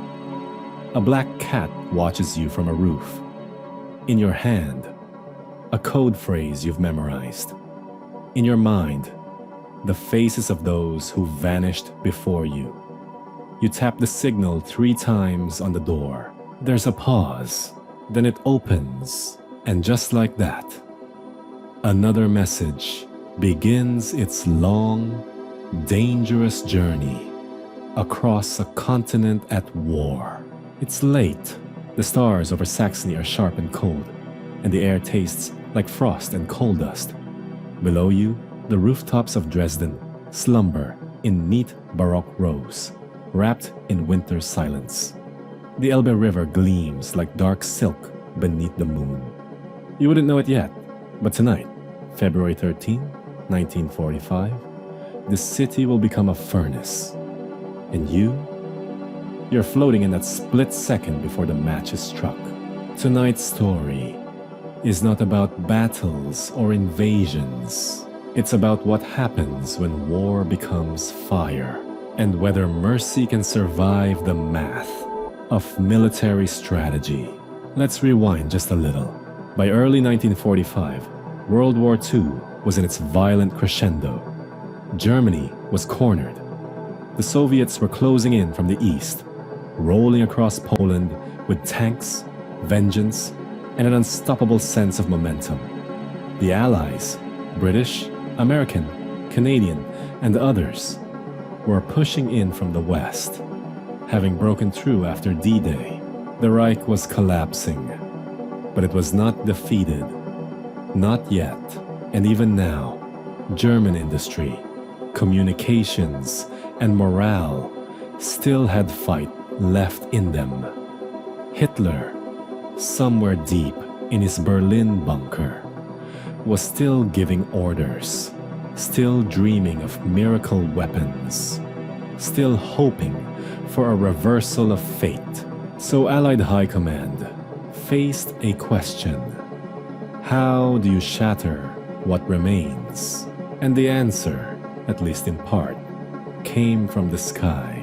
Dresden had been largely spared from bombing during the earlier years of the war. It was known as the Florence on the Elbe, a city of art, porcelain, opera houses, libraries, and Baroque architecture. Sure, it had rail yards and communication hubs and factories, but it also had churches and theaters and delicate bridges arched like lace. To the Allies, Dresden was a target not yet burned. To the Soviets, closing in fast from the east, Dresden was a choke point, a logistical hub through which German reinforcements might flow to resist their advance. So a plan was made, a controversial one, in coordination with the Soviet command. The British Royal Air Force, RAF, and the United States Army Air Forces, USAAF, would hit Dresden in a series of precision raids meant to disrupt military transport and cripple morale. The phrase used was chilling. Dehousing the population, a bureaucratic way to say, make people flee or die so the machine stops running. You look up now. In that still moment, before the world turns inside out. The first sirens howl through the quiet. People begin spilling from apartments. Church bells clatter. Mothers grab blankets. Fathers lift children from their sleep. Thousands descend into cellars, praying the rumors were wrong. Then, around 10 p.m., the first wave hits. 796 Lancaster bombers from the RAF, dropping high explosive bombs to rupture roofs, shatter windows, and tear open buildings. They don't aim to destroy everything, just to open it up, to let air in, to clear the way for what comes next. Because 90 minutes later, a second wave follows. This time, incendiaries, tens of thousands of them, raining down like glowing bees. Magnesium, phosphorus, petroleum-based fire sticks. Bombs designed not just to explode, but to burn. And once they catch, it is no longer bombing. It is a firestorm. What's a firestorm exactly? Imagine a hurricane made of flame. As buildings burn, the inferno draws in oxygen with the force of a jet engine. Winds reach 300 kilometers per hour, sucking in air, fueling the blaze, turning the city into a furnace so hot that asphalt melts and people are flash fried where they stand. The heat bends steel. It consumes oxygen. It turns entire blocks to powdered carbon in minutes. Many who survived the initial bombs suffocate in cellars as the firestorm steals their air. Some drown, not in water, but in molten asphalt. Others are crushed under collapsing masonry, or simply disappear in the heat.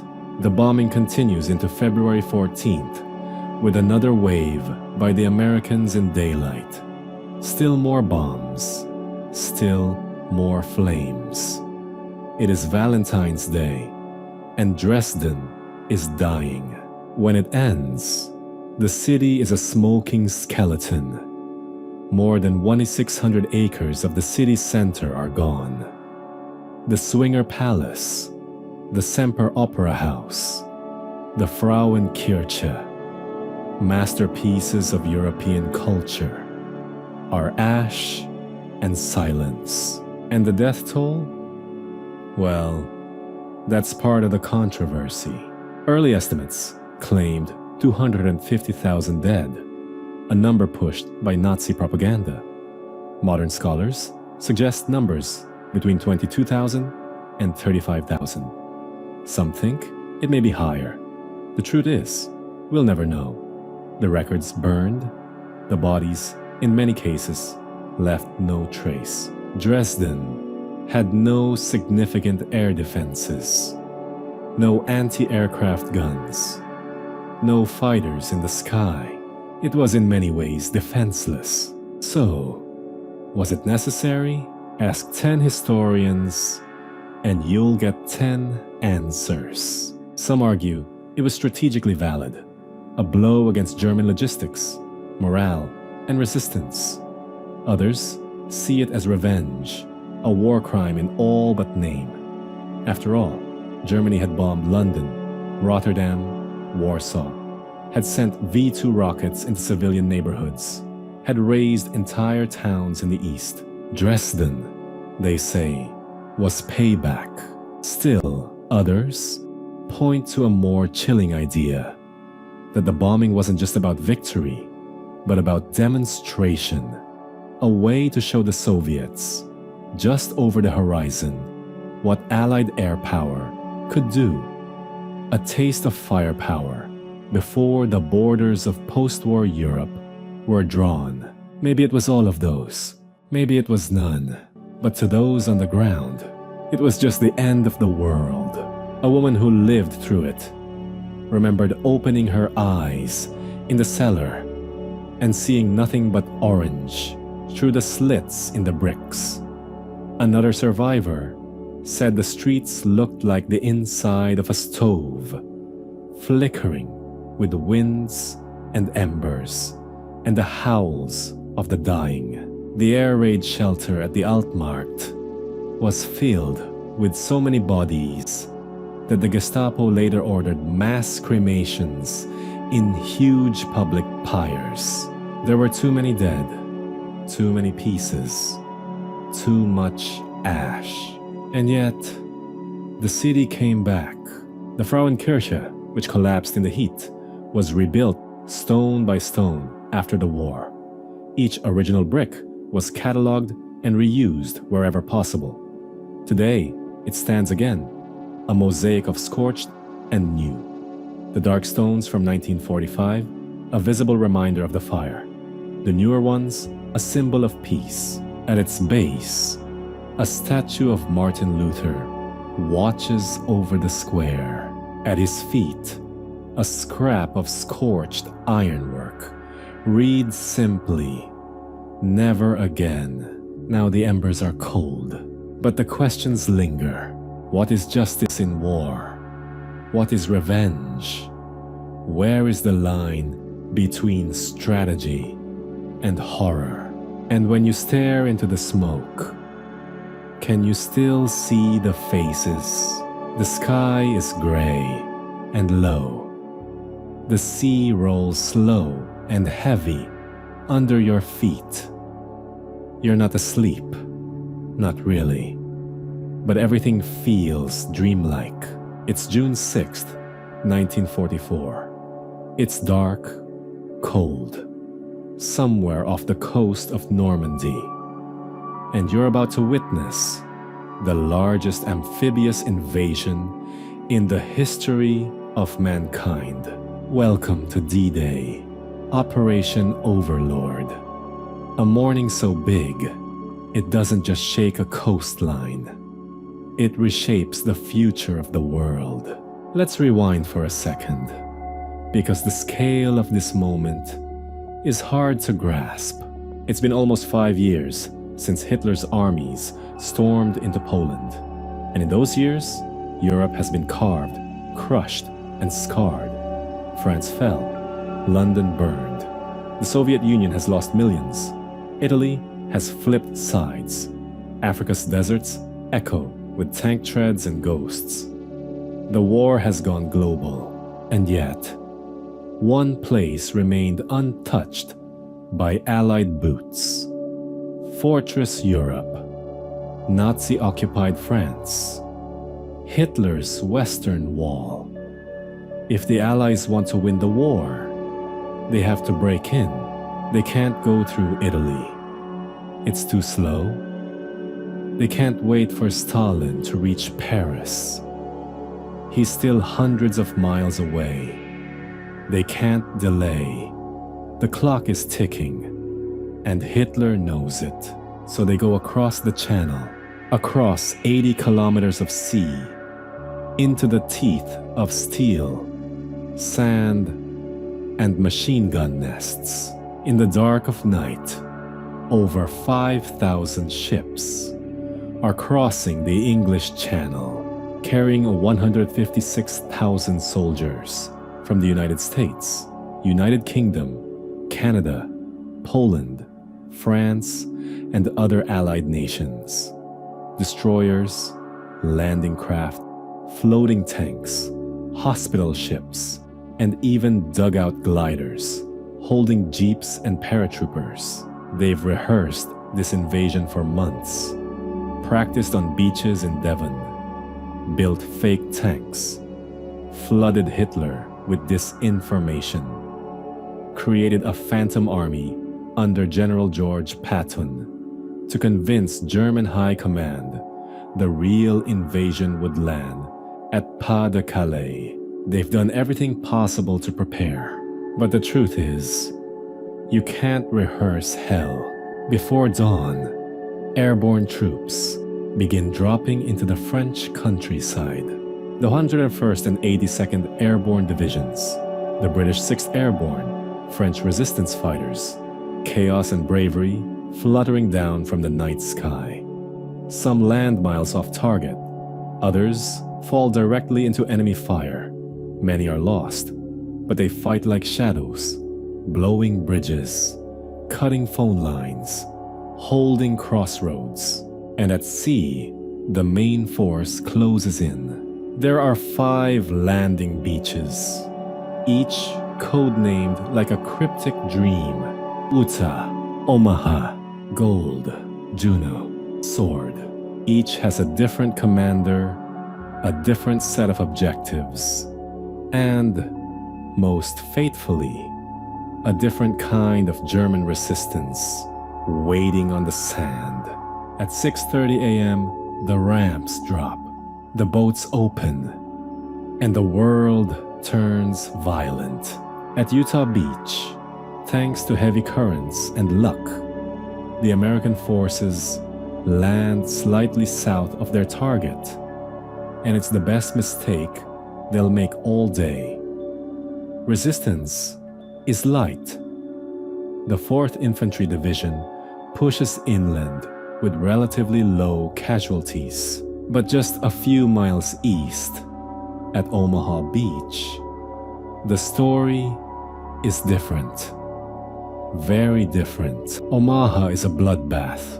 The German 352nd Infantry Division is well dug in. Machine guns sweep the sand like death sides. Mortars fall like rain. Barbed wire, tank traps, minefields. It's every nightmare from every war rolled into one morning. The first waves are slaughtered. Bodies float in the surf. Boats burn. Medics die trying to help. Officers are lost. Chaos reigns. For hours, the beach is stuck, but pockets of men, small units, individual heroes, begin to claw their way up the bluffs, using craters for cover, blowing holes through obstacles, ignoring orders, adapting on the fly. By afternoon, Omaha is bleeding, but it's no longer lost. Meanwhile, the British and Canadians are fighting their way up Gold, Juno, and Sword beaches. Towns like Arromanches, Courseulles, and Ouistreham become names etched in the DNA of a generation. German gun nests fall. Tanks crawl over seawalls. Engineers clear mines under fire. Inland, bridges are being held, like Pegasus Bridge, taken in a midnight glider assault by British troops with barely 30 seconds of warning. French farmers wake up to gunfire in their apple orchards. Villages flicker with machine gun flashes. And all along the coast, freedom is creeping back onto the continent. By nightfall, the Allies have established a fragile, deadly beachhead. They've suffered over 10,000 casualties, with more than 4,000 confirmed dead. But they've also landed over 150,000 troops, along with tanks, artillery, and supplies. They've cracked open Fortress Europe, and the crack will never close again. It's not over, not by a long shot. Normandy will take weeks to secure.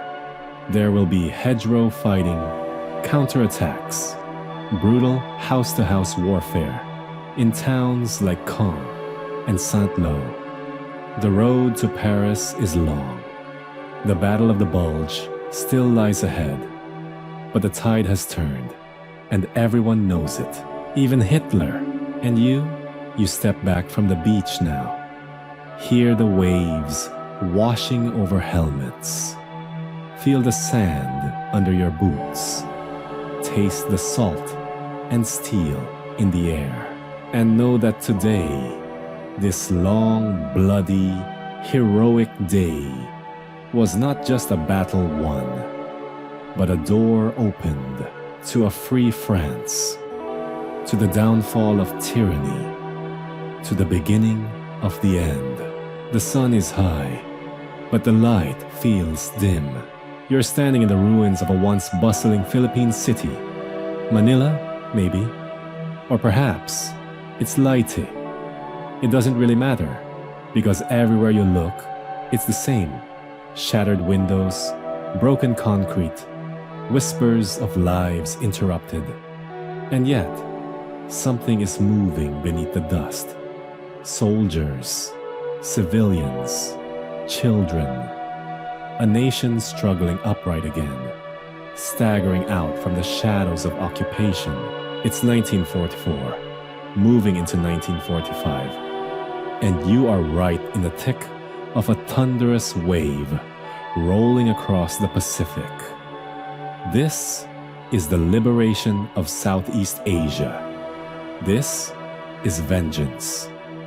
And it isn't quiet, clean, or kind. Let's rewind to that place we last left off. Normandy had cracked open Hitler's West, and Europe was rumbling toward its reckoning.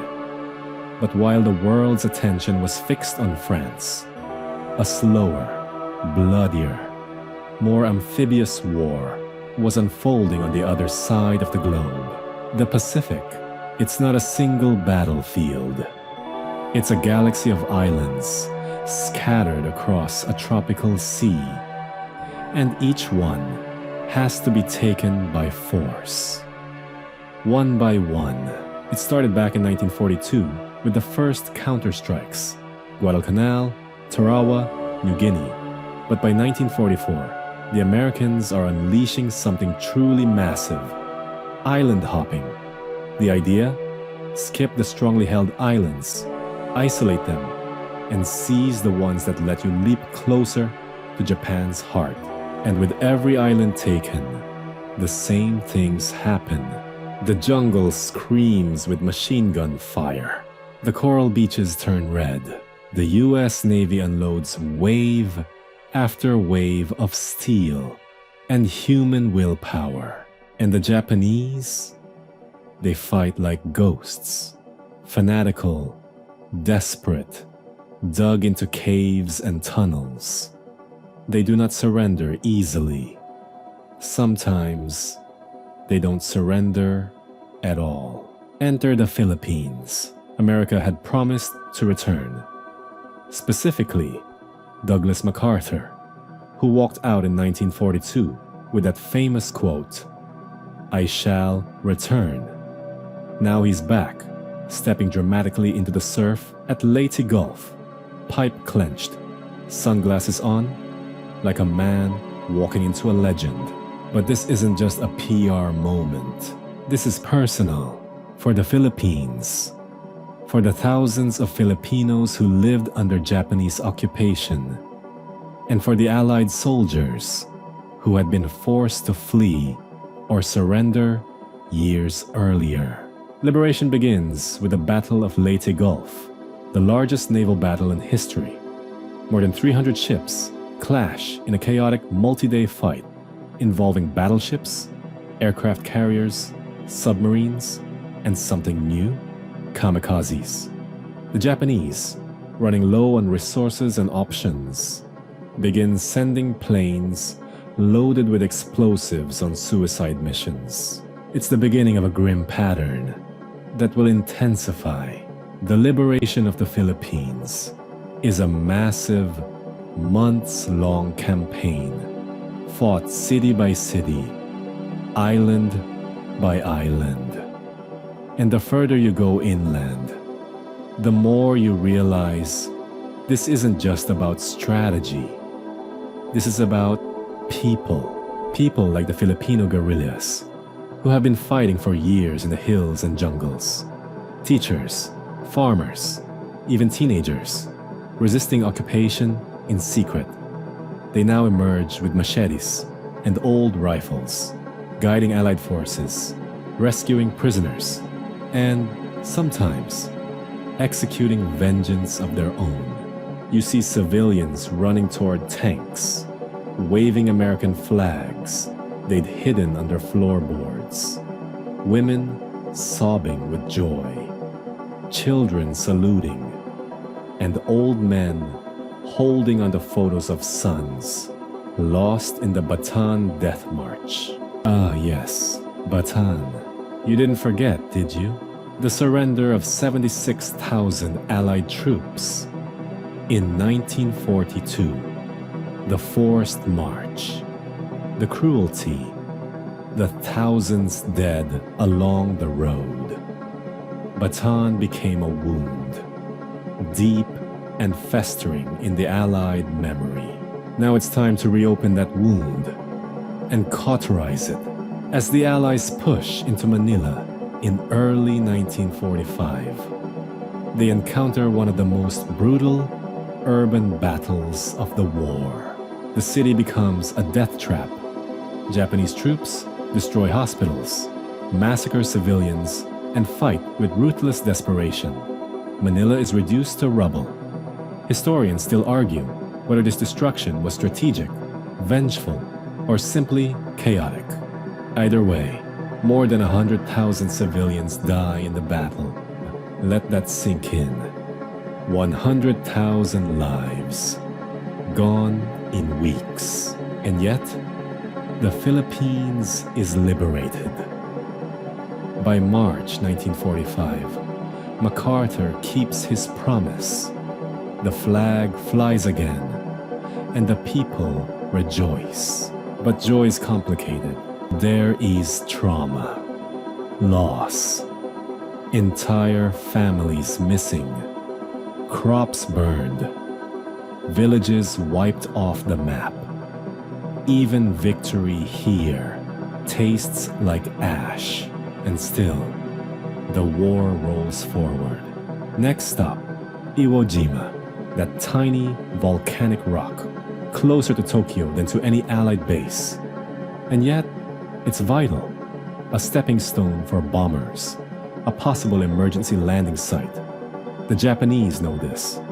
They've transformed the island into a fortress with miles of tunnels, hidden artillery, and a garrison prepared to die to the last man.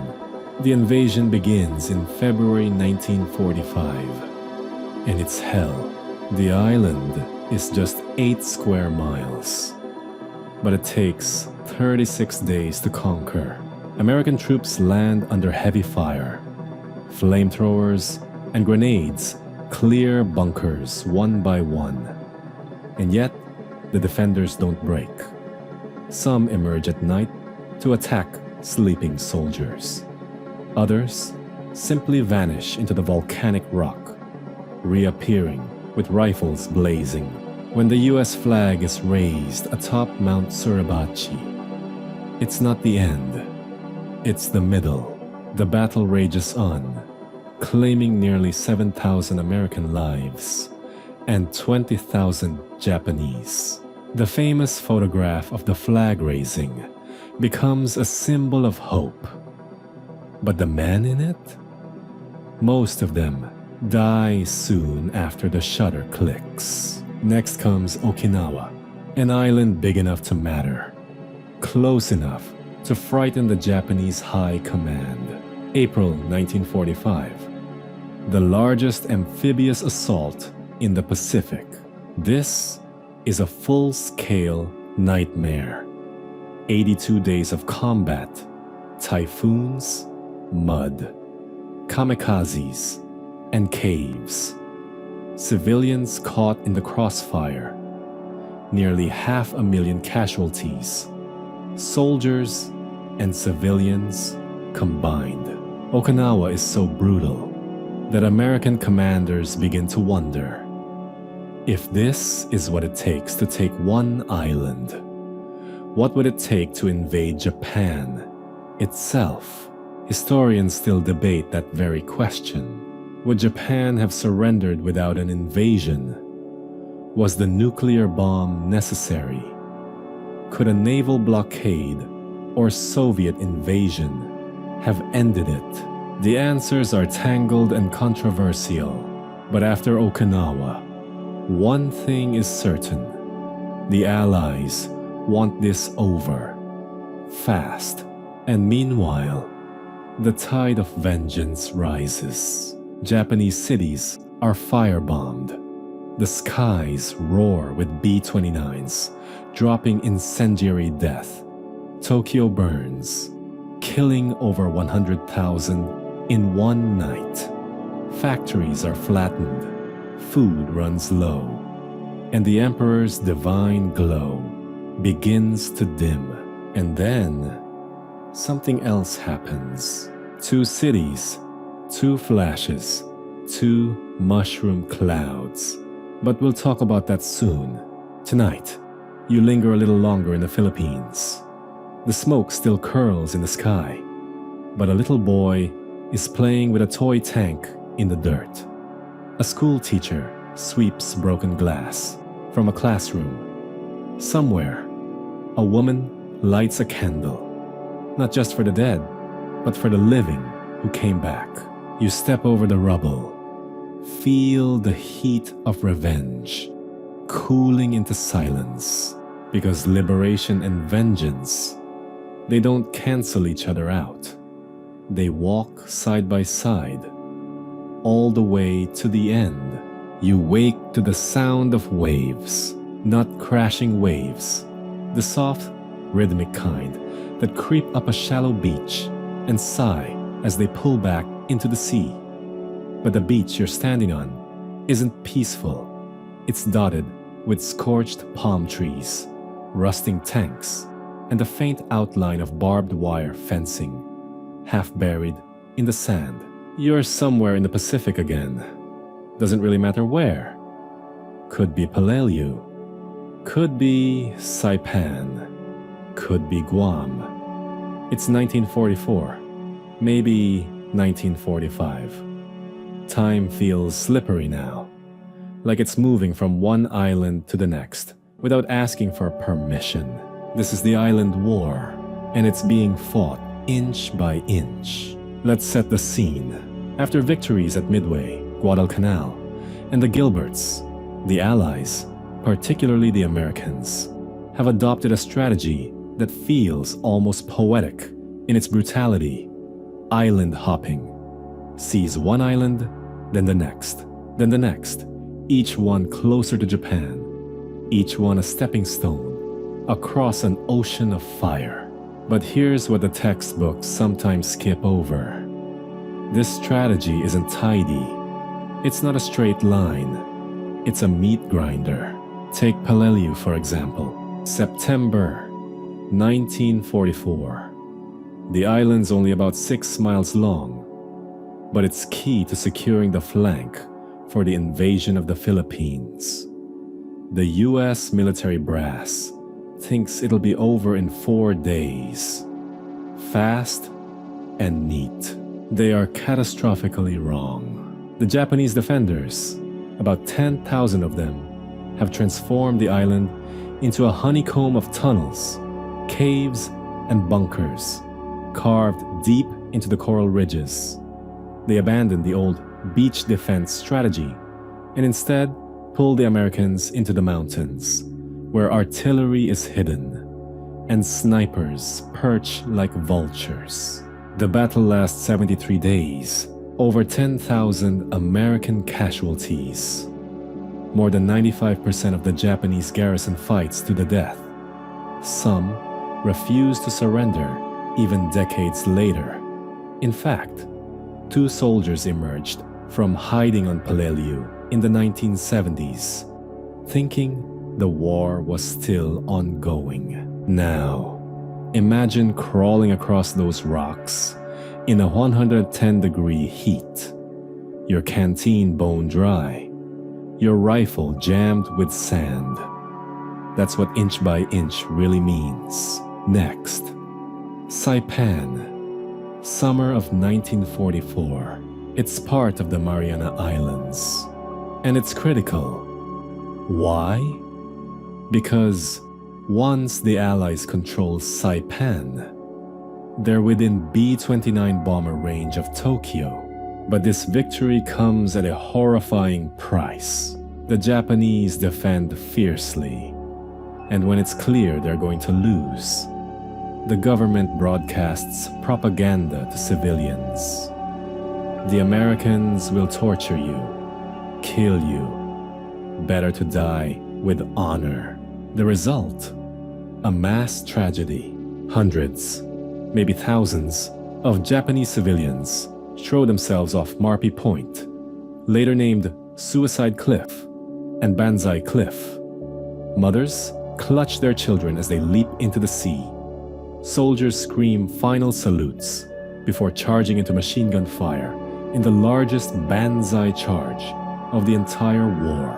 It's not just war, it's psychology, and the toll is unbearable. Even battle-hardened US Marines, who have seen friends blown apart beside them, break down at the sight. And then there's Iwo Jima and Okinawa, already touched on in your dreams. But here's the kicker. They aren't exceptions. They're the standard now. By 1945, Japan's leadership isn't just fighting to win. It's fighting to delay, to deter, to bleed the Allies so badly that an invasion of the Japanese mainland becomes unthinkable. You see it in tactics like kamikaze attacks. Young men deliberately crash planes into Allied ships, hoping to kill as many as possible. No surrender orders. Japanese soldiers dig in, burrow deep, and fight literally to the last man. Civilian indoctrination. Women and children are told to resist, to die honorably, to never fall into enemy hands. Meanwhile, the American military machine is evolving. Flamethrower tanks to burn Japanese defenders out of caves, napalm bombs to clear jungle and incinerate positions, engineering marvels like the construction of entire airstrips on coral reefs in days just to keep the advance moving. But progress is still measured in feet. Some days, all you gain is a trench. Some days, you lose it again. And while all this is unfolding in the Pacific, Europe is nearing its end. Berlin is collapsing. Hitler is dead. But in the Pacific, the war is still feral and raw and unresolved. In Tokyo, the high command knows the end is coming, but pride is a bitter wall to scale. Plans are drawn up for Operation Ketsugo, a massive defense of the homeland, involving every man, woman, and child. Bamboo spears, homemade bombs. It would be a war, not just of soldiers, but of entire cities. The Americans prepare accordingly. They plan Operation Downfall, the invasion of Japan, the expected casualties, up to 1 million Allied troops, possibly 10 million Japanese civilians. It's unthinkable, but everyone is thinking about it. Then something changes. July 1945. A whisper from the desert. A light brighter than the sun.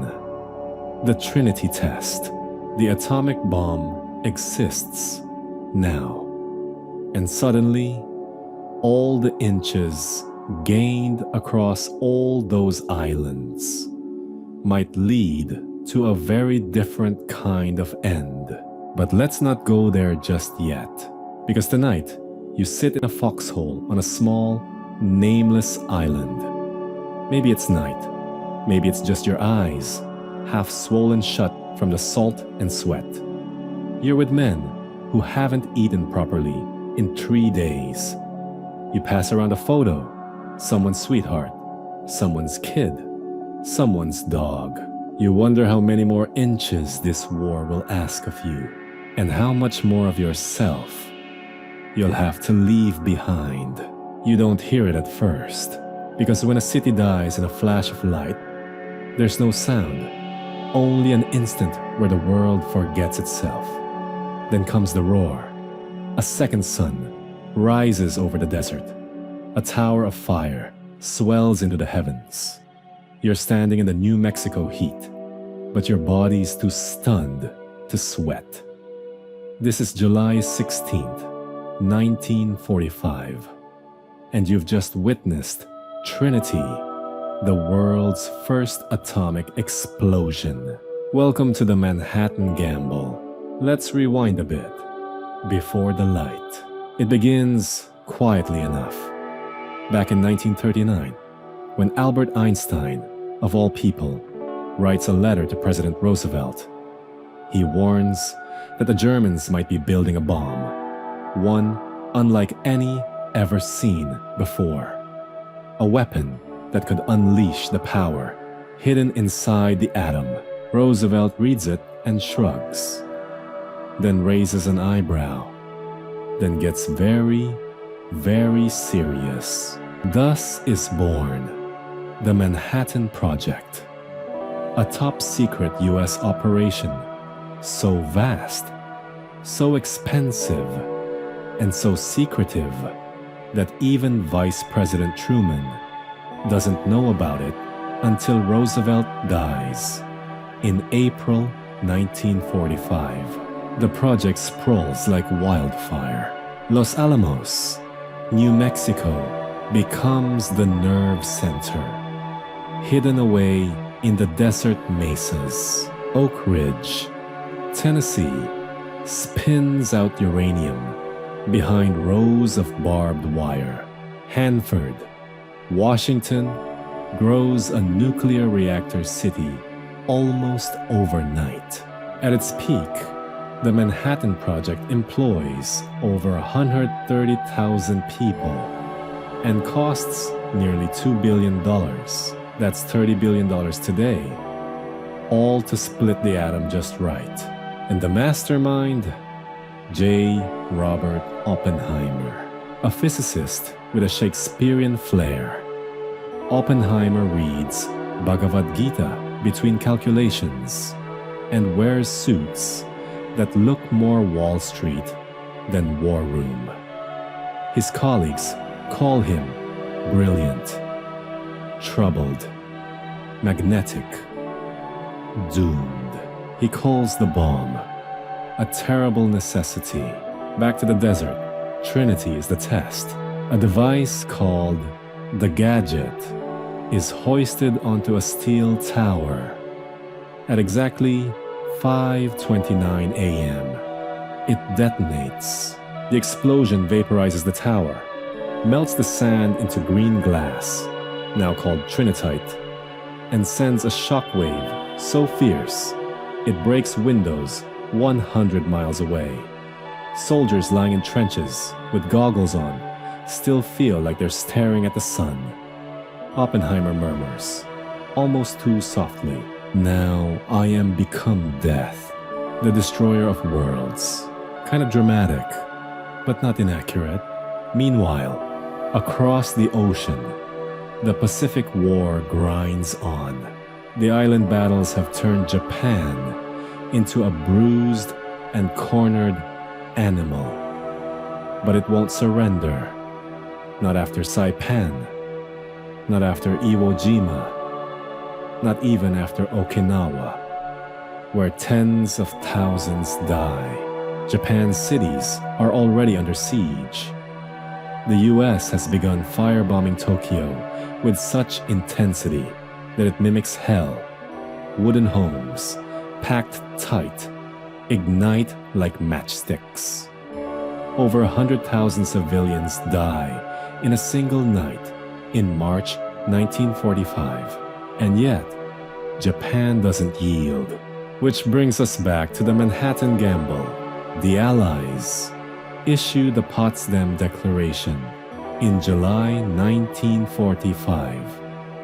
Surrender or face prompt and utter destruction. Japan says no. So President Harry S. Truman, now newly in charge after Roosevelt's death, makes a decision. The kind of decision that changes history. He authorizes the first ever wartime use of an atomic bomb. The bomb is ready, but where to drop it? Here's the unsettling truth. Targets are chosen like items on a list. Kyoto is spared, too culturally significant. Hiroshima is picked. It's a major military hub and hasn't been bombed yet, which makes it a clean test site. Nagasaki ends up on the list too, though almost by accident. The first bomb is called Little Boy, fueled by uranium. On August 6, 1945, the Enola Gay, a B-29 bomber, takes off into the morning sky. By 8:15 a.m., it's hovering over Hiroshima. Then the bay doors open. What happens next is hard to even describe. Imagine walking to work, rice ball in hand. Kids in school uniforms crossing the street. A delivery man, maybe whistling. And then, everything disappears. The bomb detonates 1,300 feet above the city. A fireball spreads at 7,000 degrees Fahrenheit, hotter than the surface of the sun. The blast radius flattens almost 5 square miles. People near the epicenter are vaporized instantly. Shadows of humans are burned into the pavement. Hiroshima shadows, they're called. Some survivors, badly burned, wander for days. Rivers fill with bodies. The air is thick with silence and smoke.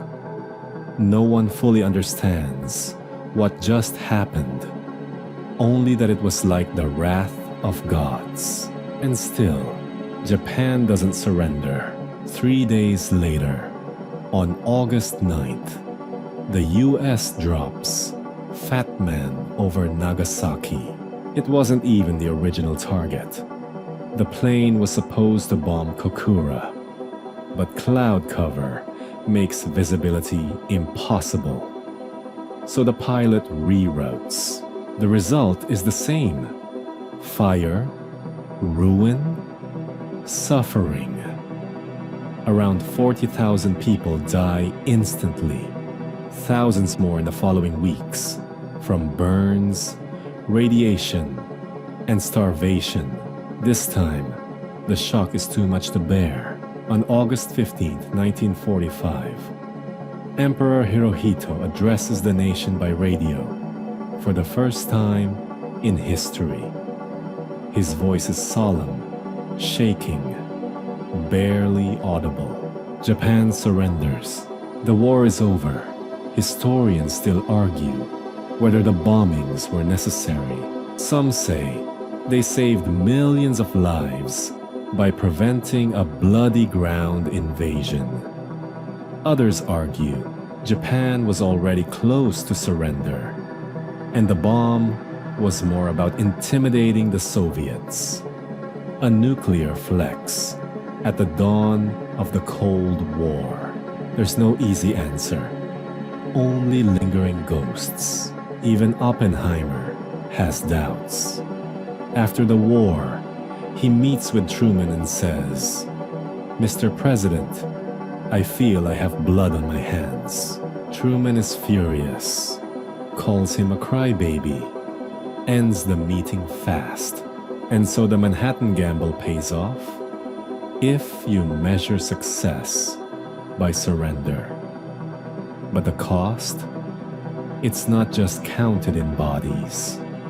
It's in the psychology of warfare. The rules have changed forever. You can't unsee a mushroom cloud. You can't put the atom back together once it's been split. And even now, lying in bed, Decades later, you sometimes hear that silence right before the roar. The cities that burned the world into a new age. It starts like a summer morning. Clear skies, cicadas singing, children walking to school, housewives heading to market, soldiers stationed at nearby depots, going through the motions of another wartime day. Nothing unusual about August 6th, 1945 in Hiroshima, except for one thing: no air raid sirens. A single B-29 Superfortress hums high above, so high it's barely a speck against the blue. The plane's name is painted beneath the cockpit, Enola Gay. Inside it sits Little Boy, the first atomic weapon ever used in war. And then silence, until at exactly 8:15 a.m., the bomb drops. The moment the sky caught fire, Little Boy detonates 1,900 feet above the city center. In less than 1 second, temperatures reach 7,000 degrees, hotter than the sun. A blinding flash turns daylight white. A shock wave moves faster than sound, flattening nearly everything in a 5-kilometer radius. Concrete buildings crumble. Wooden homes erupt in flame. Skin peels off in sheets. Shadows are burned into walls. A woman hanging laundry is vaporized, her silhouette preserved on stone. In the blink of an eye, 80,000 people are dead or dying. But the true horror is only beginning. What the survivors saw you walk, but your sandals melt. You breathe, but your lungs burn. The riverbanks are lined with people whose skin hangs in ribbons.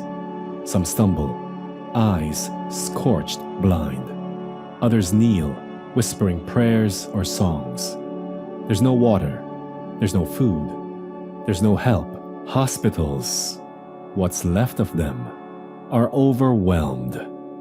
Doctors treat patients with bamboo tweezers and torn bed sheets. Priests carry bodies to the river and weep. Children search the ruins for parents who never made it home. This was not a military base. It was a living, breathing city. The silence between bombs. And yet, just 3 days later, August 9th, 1945, it happens again.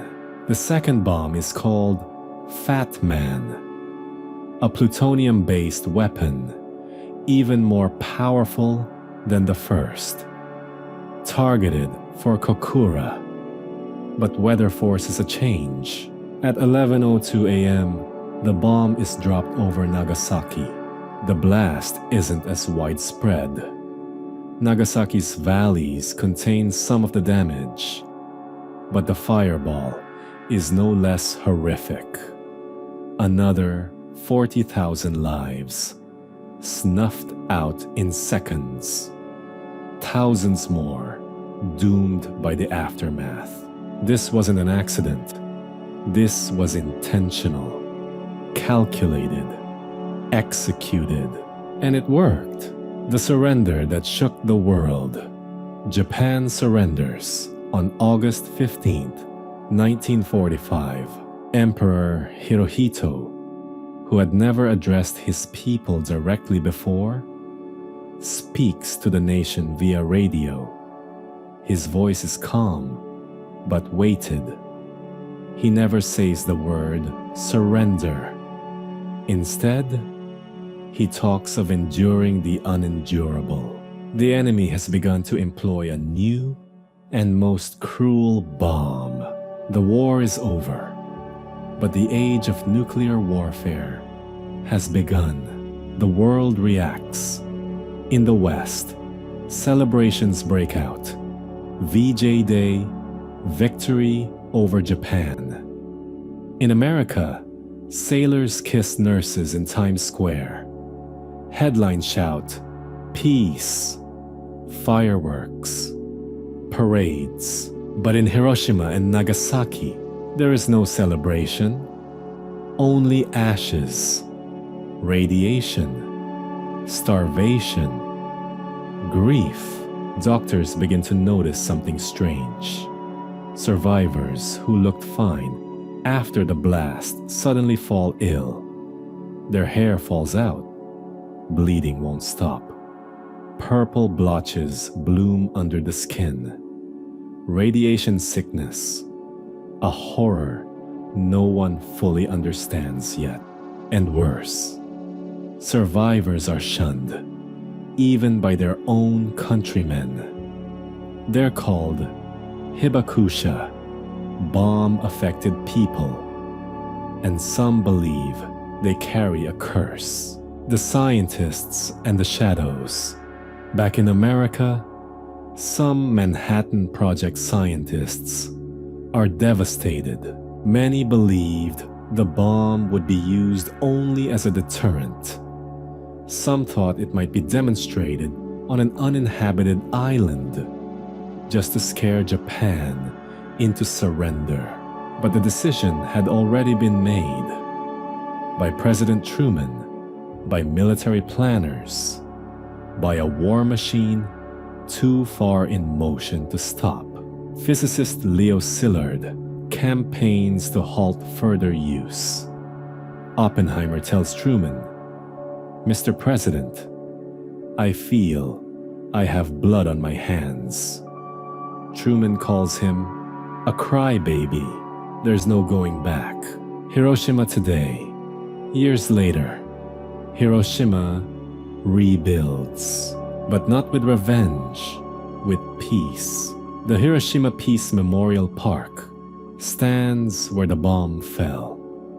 The Genbaku Dome, once a government building, is left exactly as it was, a shell of twisted steel and shattered brick, a monument to human resilience, a warning in stone. Every year, on August 6th, bells toll. Paper lanterns float down the Motoyasu River, carrying the names of the lost. Children sing peace songs beneath the cherry blossoms. And you, lying in bed, you close your eyes now, but instead of dreams, you see the flash. You feel the wind and hear the silence that follows. Not the silence of peace, the silence of everything that came after. 2 cities burned, 2 mushroom clouds, and the world changed shape. Forever, the sky didn't just catch fire, it stayed lit in our memory. A terrible reminder carved into time. It ends, but not with silence, not even close. You might imagine that when the Second World War finally gasps its last breath, the world lets out one long, exhausted exhale and drifts off into peace like a soldier falling asleep in a foxhole. But that's not what happens, not even remotely, because when the war is over, the noise just changes. The guns go quiet, yes. The bombs stop falling, but in their place, parades, tribunals, revolutions, reckonings, and a bone-deep reordering of everything. You're not walking through ruins now. You're trying to live inside them. The flags go up. So here's the scene. It's mid-August, 1945. Japan has surrendered. Hitler's ashes have long since cooled in a Berlin bunker. Mussolini's corpse has swung upside down from a Milan petrol station, and the world is catching its breath. But catch it too fast, and you'll inhale the smoke of what comes next. Because right after peace is declared, there's a mad scramble to figure out who's in charge of everything. And the two biggest names at the table, the United States and the Soviet Union. One came out rich, nuclear, and confident. The other, scarred, bloodied, but with its flag planted across half of Europe. They were allies 5 minutes ago. Now they eye each other like boxers, waiting for the bell. Historians still argue whether World War II ended or simply transformed into the Cold War. Welcome to the ruins first. There's the cleanup. Across Europe, cities look like broken teeth. Warsaw is rubble. Berlin is a twisted husk. London, Dresden, Rotterdam, all scorched and bomb-pocked. But people don't wait. They return. They drag back mattresses, bricks, anything that didn't burn. They squat in cellars and use bathtubs as kitchen tables. Babies are born in buildings without roofs. Farmers plant crops between unexploded shells. Kids play hopscotch next to bomb craters. Everywhere you go, the world smells like damp stone, boiled cabbage, and coal smoke. And the ghosts are everywhere. The trials begin now. Comes the question, what do you do with evil? In November 1945, the first Nuremberg trials begin. You're sitting in a cold German courtroom. The lighting is harsh. The translators wear headphones and speak in monotone. Behind the glass, 24 of the most notorious Nazis in history sit stiffly in the dock. Some sneering, some blank, some looking like tired accountants. Hermann Göring, bombastic as ever, tries to dominate the courtroom. Rudolf Hess claims amnesia. Albert Speer, the good Nazi, pleads guilty, but still spins. You watch as the evidence is read. Photos of mass graves, orders signed in ink that led to gas chambers, films of skeletal survivors liberated from camps. The whole world is invited to witness it. Some of these men will be hanged, others imprisoned. A few commit suicide before justice arrives. But something new is born in this courtroom. International law. The idea that just following orders isn't enough. The phrase crimes against humanity enters the global vocabulary. Displaced. You want numbers? At war's end, there are over 60 million people displaced. Some are prisoners of war. Some are Holocaust survivors. Some are children who've forgotten their names. They wander across broken borders, herded into camps with blankets and barbed wire. You might hear 20 different languages in a single refugee tent. And then there's the hunger. Europe runs on black markets, ration books, and charity boxes. In Asia, China's suffering rolls on. Millions dead from famine and civil war. In India, food shortages and riots take more lives than any headline admits. You think peace would mean full plates and warm beds. But for most of the world, peace looks a lot like more waiting in line. The empire cracks. Here's something you might not expect. The victors don't stay victorious forever. Before the war, Britain, France, and the Dutch ruled empires that spanned continents. But now, their coffers are empty. Their pride is battered. Their colonies are watching closely. In India, Gandhi's peaceful protests turn into unstoppable momentum. By 1947, the British Empire grants independence, and the partition creates Pakistan, triggering one of the largest and bloodiest mass migrations in history. In Indonesia, revolution breaks out. In Vietnam, the seeds of the next war are planted when the French try to reassert control. Across Africa, murmurs of freedom echo louder. The war shattered the old world. Now everyone's demanding to build something new. Japan's new reality. Back in Japan, the surrender didn't just end the war. It ended an era. For the first time in its history, Japan is occupied, not by enemies, but by General Douglas MacArthur, who walks into Tokyo like he owns the place. And for a while, he basically does. You watch as? The Japanese military is dismantled. War criminals are tried in Tokyo tribunals. The emperor, once divine, becomes human in the eyes of the state.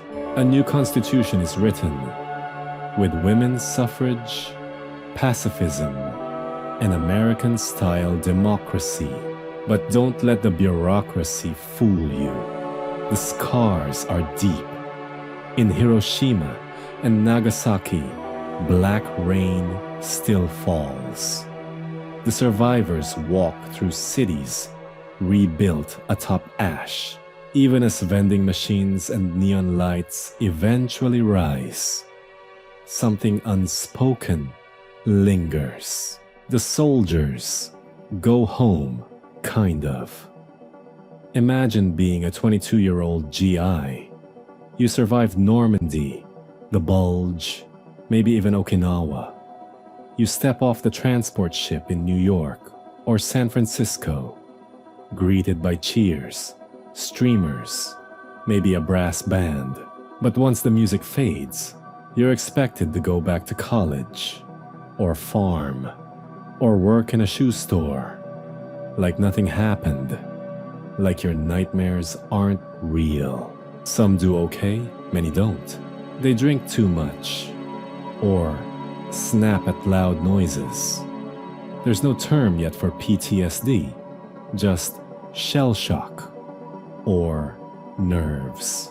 Meanwhile, women who kept entire industries running during the war, welding, driving trucks, managing offices, are expected to go back to baking pies. Rosie the Riveter gets laid off. Historians still debate whether this post-war shuffling of roles helped spark the modern feminist movement. But something definitely shifted. The numbers that don't add up. Let's take a breath here. The total number of deaths caused by World War II, over 70 million. Some estimates go higher. That's the population of an entire modern country, wiped out by bullets, bombs, starvation, disease, and genocide. The war touched every continent, every ocean, every family. Even today, new mass graves are sometimes uncovered. Stories are still told. Dog tags still surface in fields and rivers. And some questions still don't have answers. Why did so many follow orders? Why did so many stay silent? Could it happen again? We don't know, but we keep asking. Night descends. Now you lie still. The war is over, but the shadows it casts are long. The treaties are signed.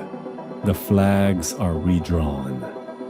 But every generation since has felt the echoes of 1939, 1945, whether through the Cold War, decolonization, atomic anxiety, or even just the way the world is arranged today.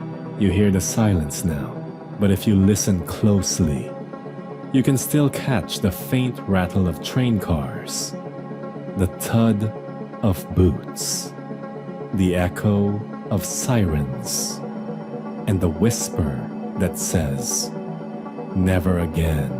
The guns are silent now. The ashes have cooled. But the war is never quite done with us. You lie back, the night cool around your shoulders. And we drift not into battle, but into memory, into how we remember what happened, why we shape it the way we do, and why some ghosts never stay buried. Because the story of World War II didn't end in 1945. It kept echoing in books and films, in statues and speeches, in classrooms and courtrooms, in silence, in whispers, in the vow. Never again. The first monuments. It starts with stone. In towns across Europe, names are carved into walls. Soldiers, civilians, whole families. Some monuments are grand, columns and statues. Others are just a plaque nailed to a wall where someone once lived.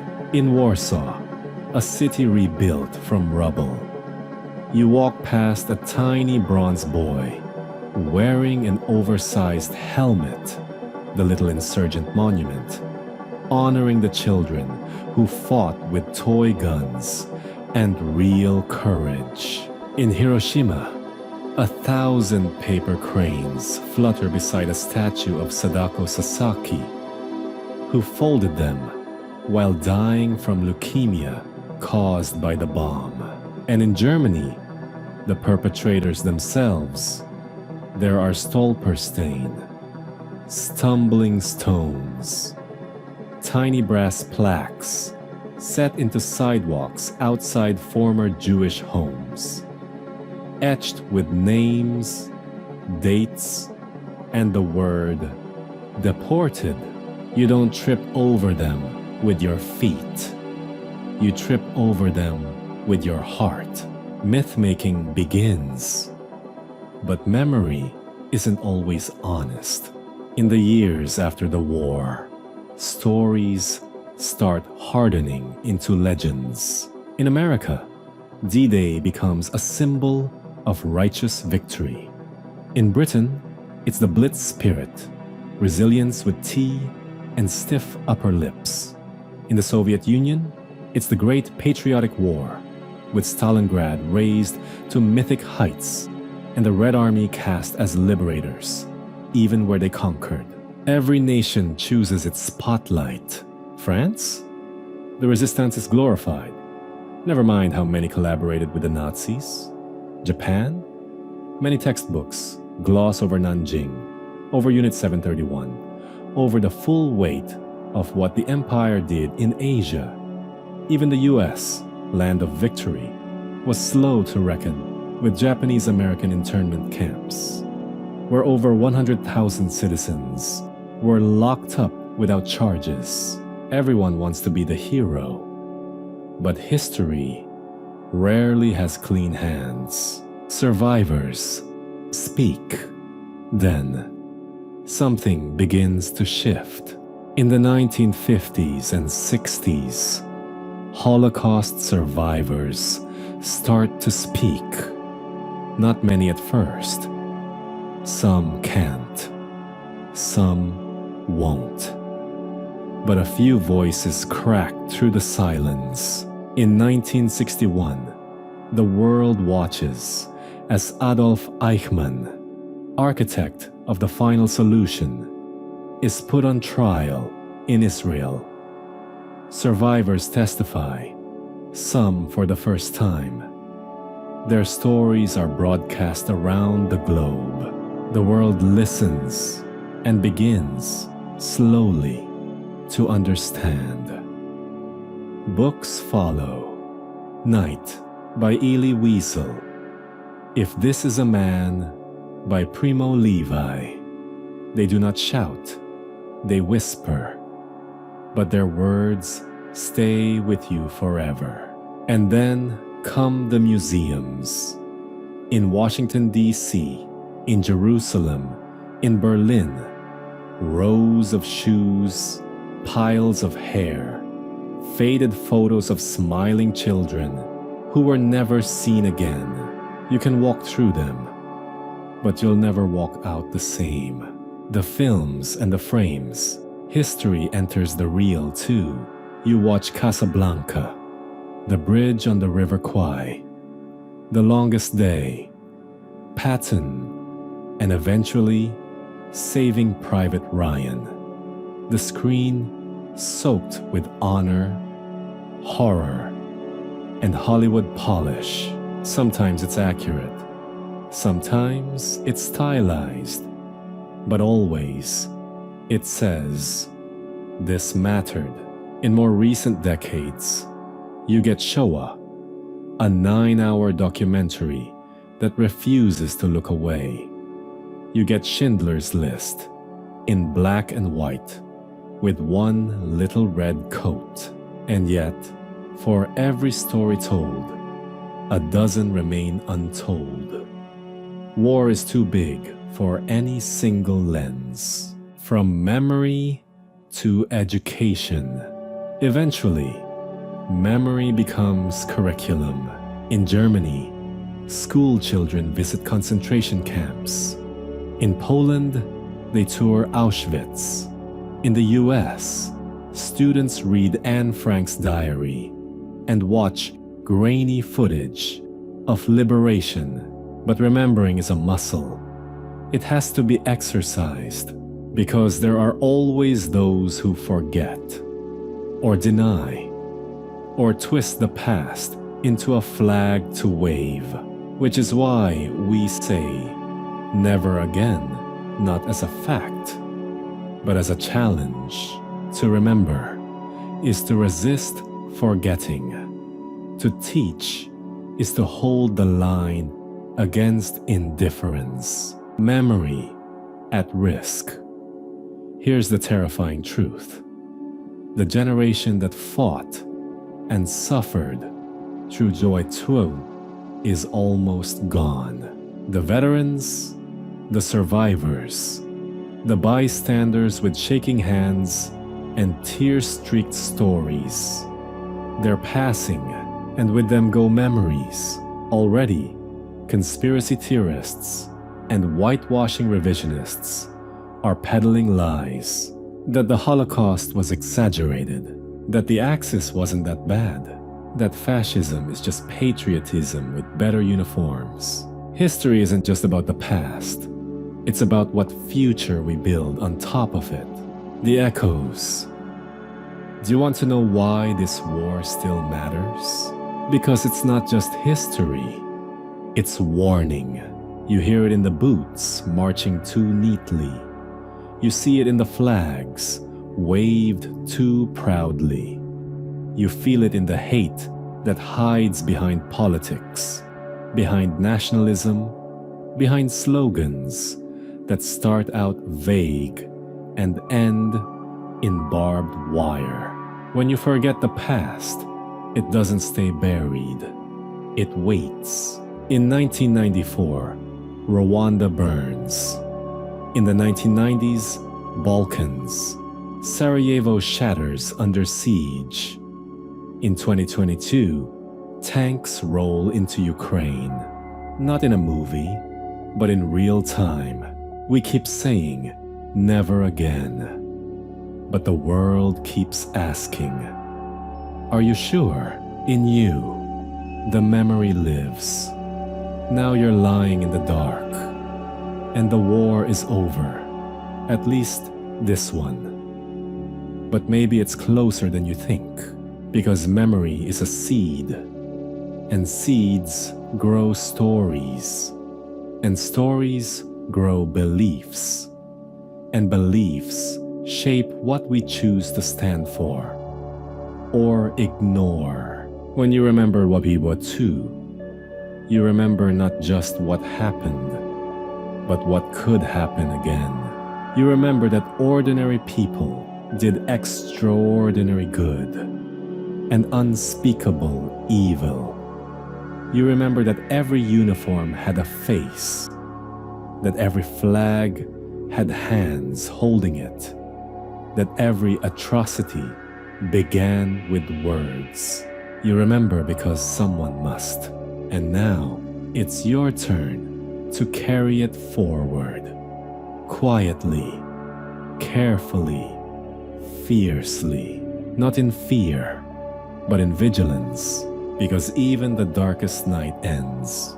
But memory must be the light that never goes out.